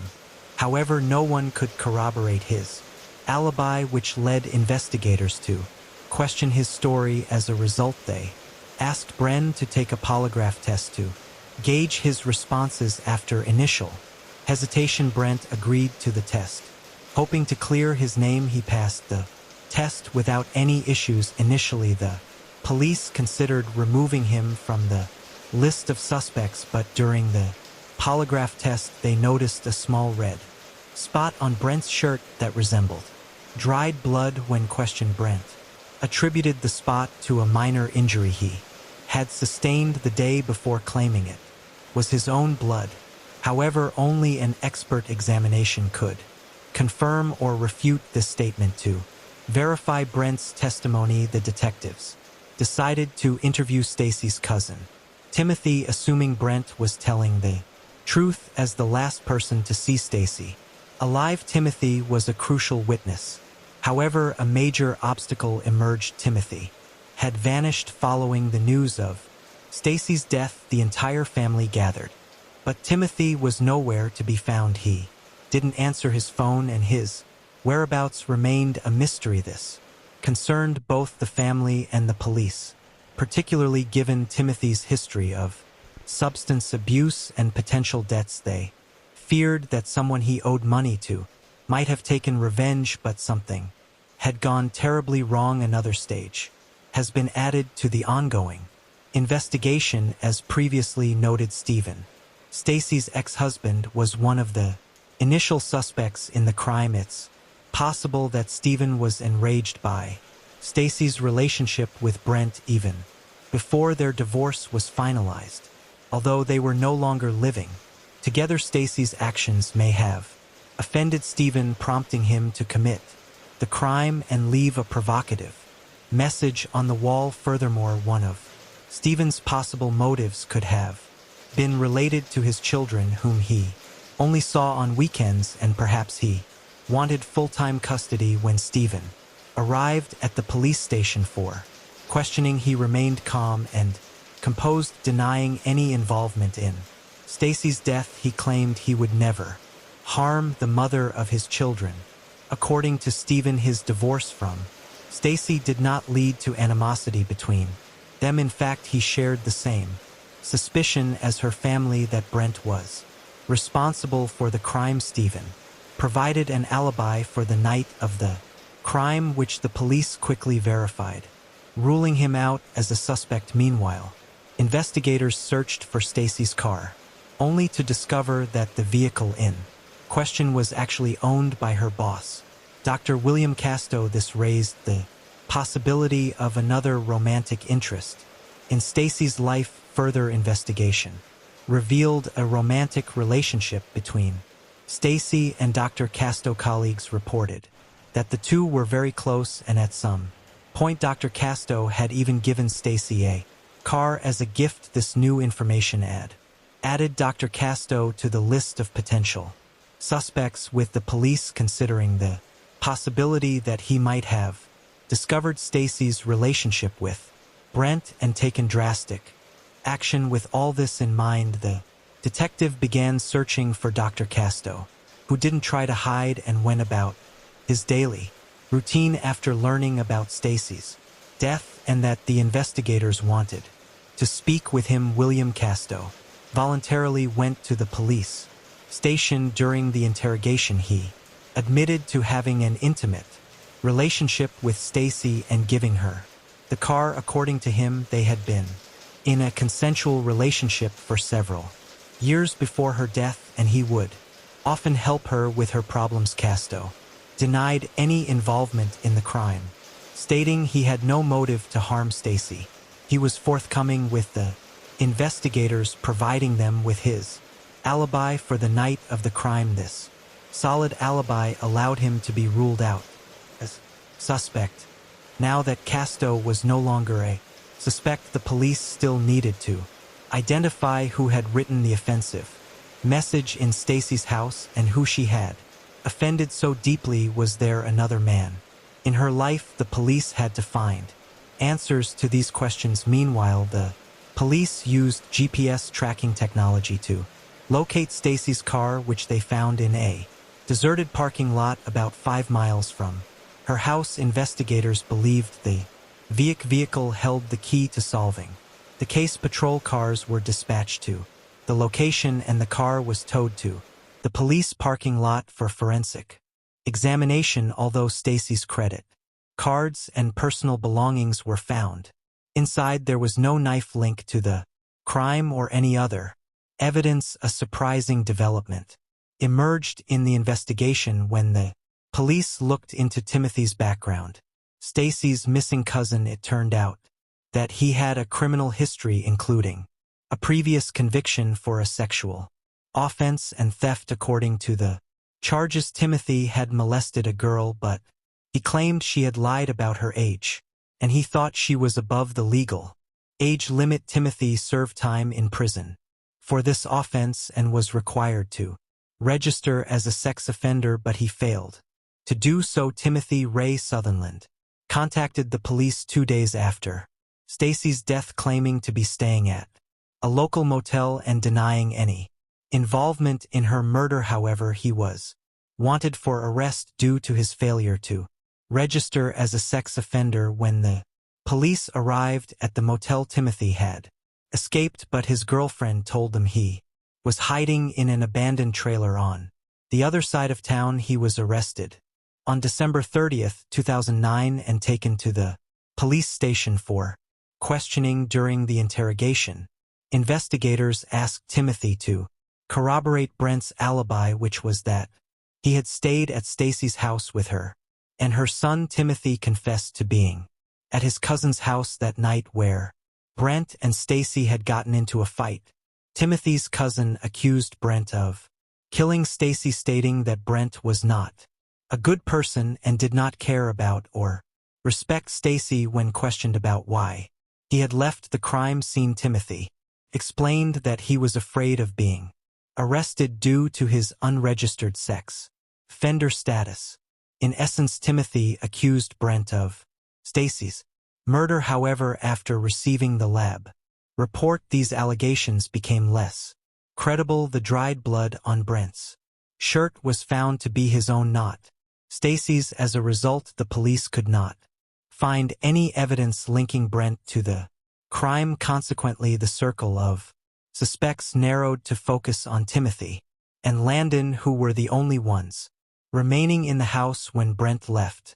Clearly, 3-year-old Landon could not have committed this crime and written the offensive message on the wall, which meant Timothy was hiding something. The investigators noticed dried blood stains on Timothy's jeans and sent all his clothes to the lab for analysis. Despite this, he continued to insist that Brent was responsible for Stacy's death. The investigators persisted in questioning him, and eventually he told the truth. Timothy Sutherland let Brent yell at his cousin Stacy Smith, and she always forgave him. One night they had a fight in front of Timothy, and Brent stormed Off but a few hours later Brent came back and Stacy forgave him yet again. Timothy was angry about this and led Brent into Stacy's bedroom where it was clear they were making up after Brent left. Timothy went to Stacy's bedroom to talk to her. The court documents describe what happened next without going into unnecessary detail. In 2009, Timothy Sutherland was staying with his cousin, Stacy Smith, in St. Albans, West Virginia. On December 28, 2009, Timothy got into an argument with Stacy in her bedroom. When Stacy called him a junkie, Timothy became enraged at being accused of being a drug addict. He left the bedroom, went to the kitchen to smoke a cigarette, and then returned with a butcher knife. He stabbed Stacy in the neck as she lay on the bed, then fled the scene. Mr. Sutherland took possession of Miss Smith's personal belongings, including her cell phone, credit card, money, and car keys. Additionally, he vandalized a living room wall in the house by writing the word cheating on it. According to Timothy, after he injured Stacy, she was able to get out of bed and take a few more steps. At the time, her son was asleep in another room and her daughter was staying overnight with friends. As Timothy recounted these events to the detectives, he became emotional and appeared genuinely remorseful. He also revealed the location of the murder weapon, stating that he had thrown the knife he used to kill Stacy out of the car window near her house. The police later found the knife at the exact location Timothy specified. Furthermore, laboratory analysis revealed that Timothy's jeans was stained with Stacy's blood. When questioned about the wall writings, he claimed he wanted to frame Stacy's boyfriend Brent as the prime suspect in her murder. Given their frequent arguments, he hoped people would assume Brent had killed her out of jealousy. However, Brent suspected there was more to it. He believed Timothy harbored romantic feelings for his cousin and was envious of her. That fateful night, Timothy sat in the living room armchair overhearing Brent and Stacy's activities in the bedroom room. Maybe his jealousy boiled over, causing him to lose control and commit an irreparable act. The police explored the possibility that Timothy might have attempted to coerce Stacy into a romantic encounter after Brent left, but they found no concrete evidence to support this theory, with only two people aware of what transpired that night, and one of them deceased. The truth remained elusive. Although Timothy Sutherland initially confessed to the crime during his interrogation, he later claimed innocence at his first court hearing in 2010. Despite this, the authorities had gathered sufficient evidence to secure a conviction. The central issue was whether the jury would believe the prosecutor claim that the crime was premeditated, or the defense lawyer's argument that Timothy committed the crime in a fit of passion. The series of events leading up to the crime suggested that Timothy was fully aware of his actions. He had an argument with Stacy, left her bedroom, went to the kitchen to smoke a cigarette, and then returned with a knife. On March 18, 2011, the jury delivered a guilty verdict, and Timothy Ray Sutherland was sentenced to life in prison without the possibility of parole. 2 years later, in 2013, he attempted to appeal the verdict but was unsuccessful. Hello friends, welcome to our channel. Today we're going to take a look at another horrible case with you. The case of Savannah Gold in 2017. Cher's world was turned upside down in Florida when her daughter Savannah failed to show up for work at the restaurant where she was employed. Sherry was unaware that this ordinary day would be the last time she'd see Savannah. An hour later, the restaurant called Sherry to inform her that Savannah hadn't arrived for her shift, which was unusual since she had never missed work before. However, the events that unfolded after that call were even more bizarre. When Savannah's father received a message on her behalf riddled with spelling mistakes and lacking punctuation, he instantly knew it wasn't his 21-year-old daughter who had written it. The impersonator claimed Savannah had met an amazing guy, fallen in love, and decided to elope with him, promising to call later.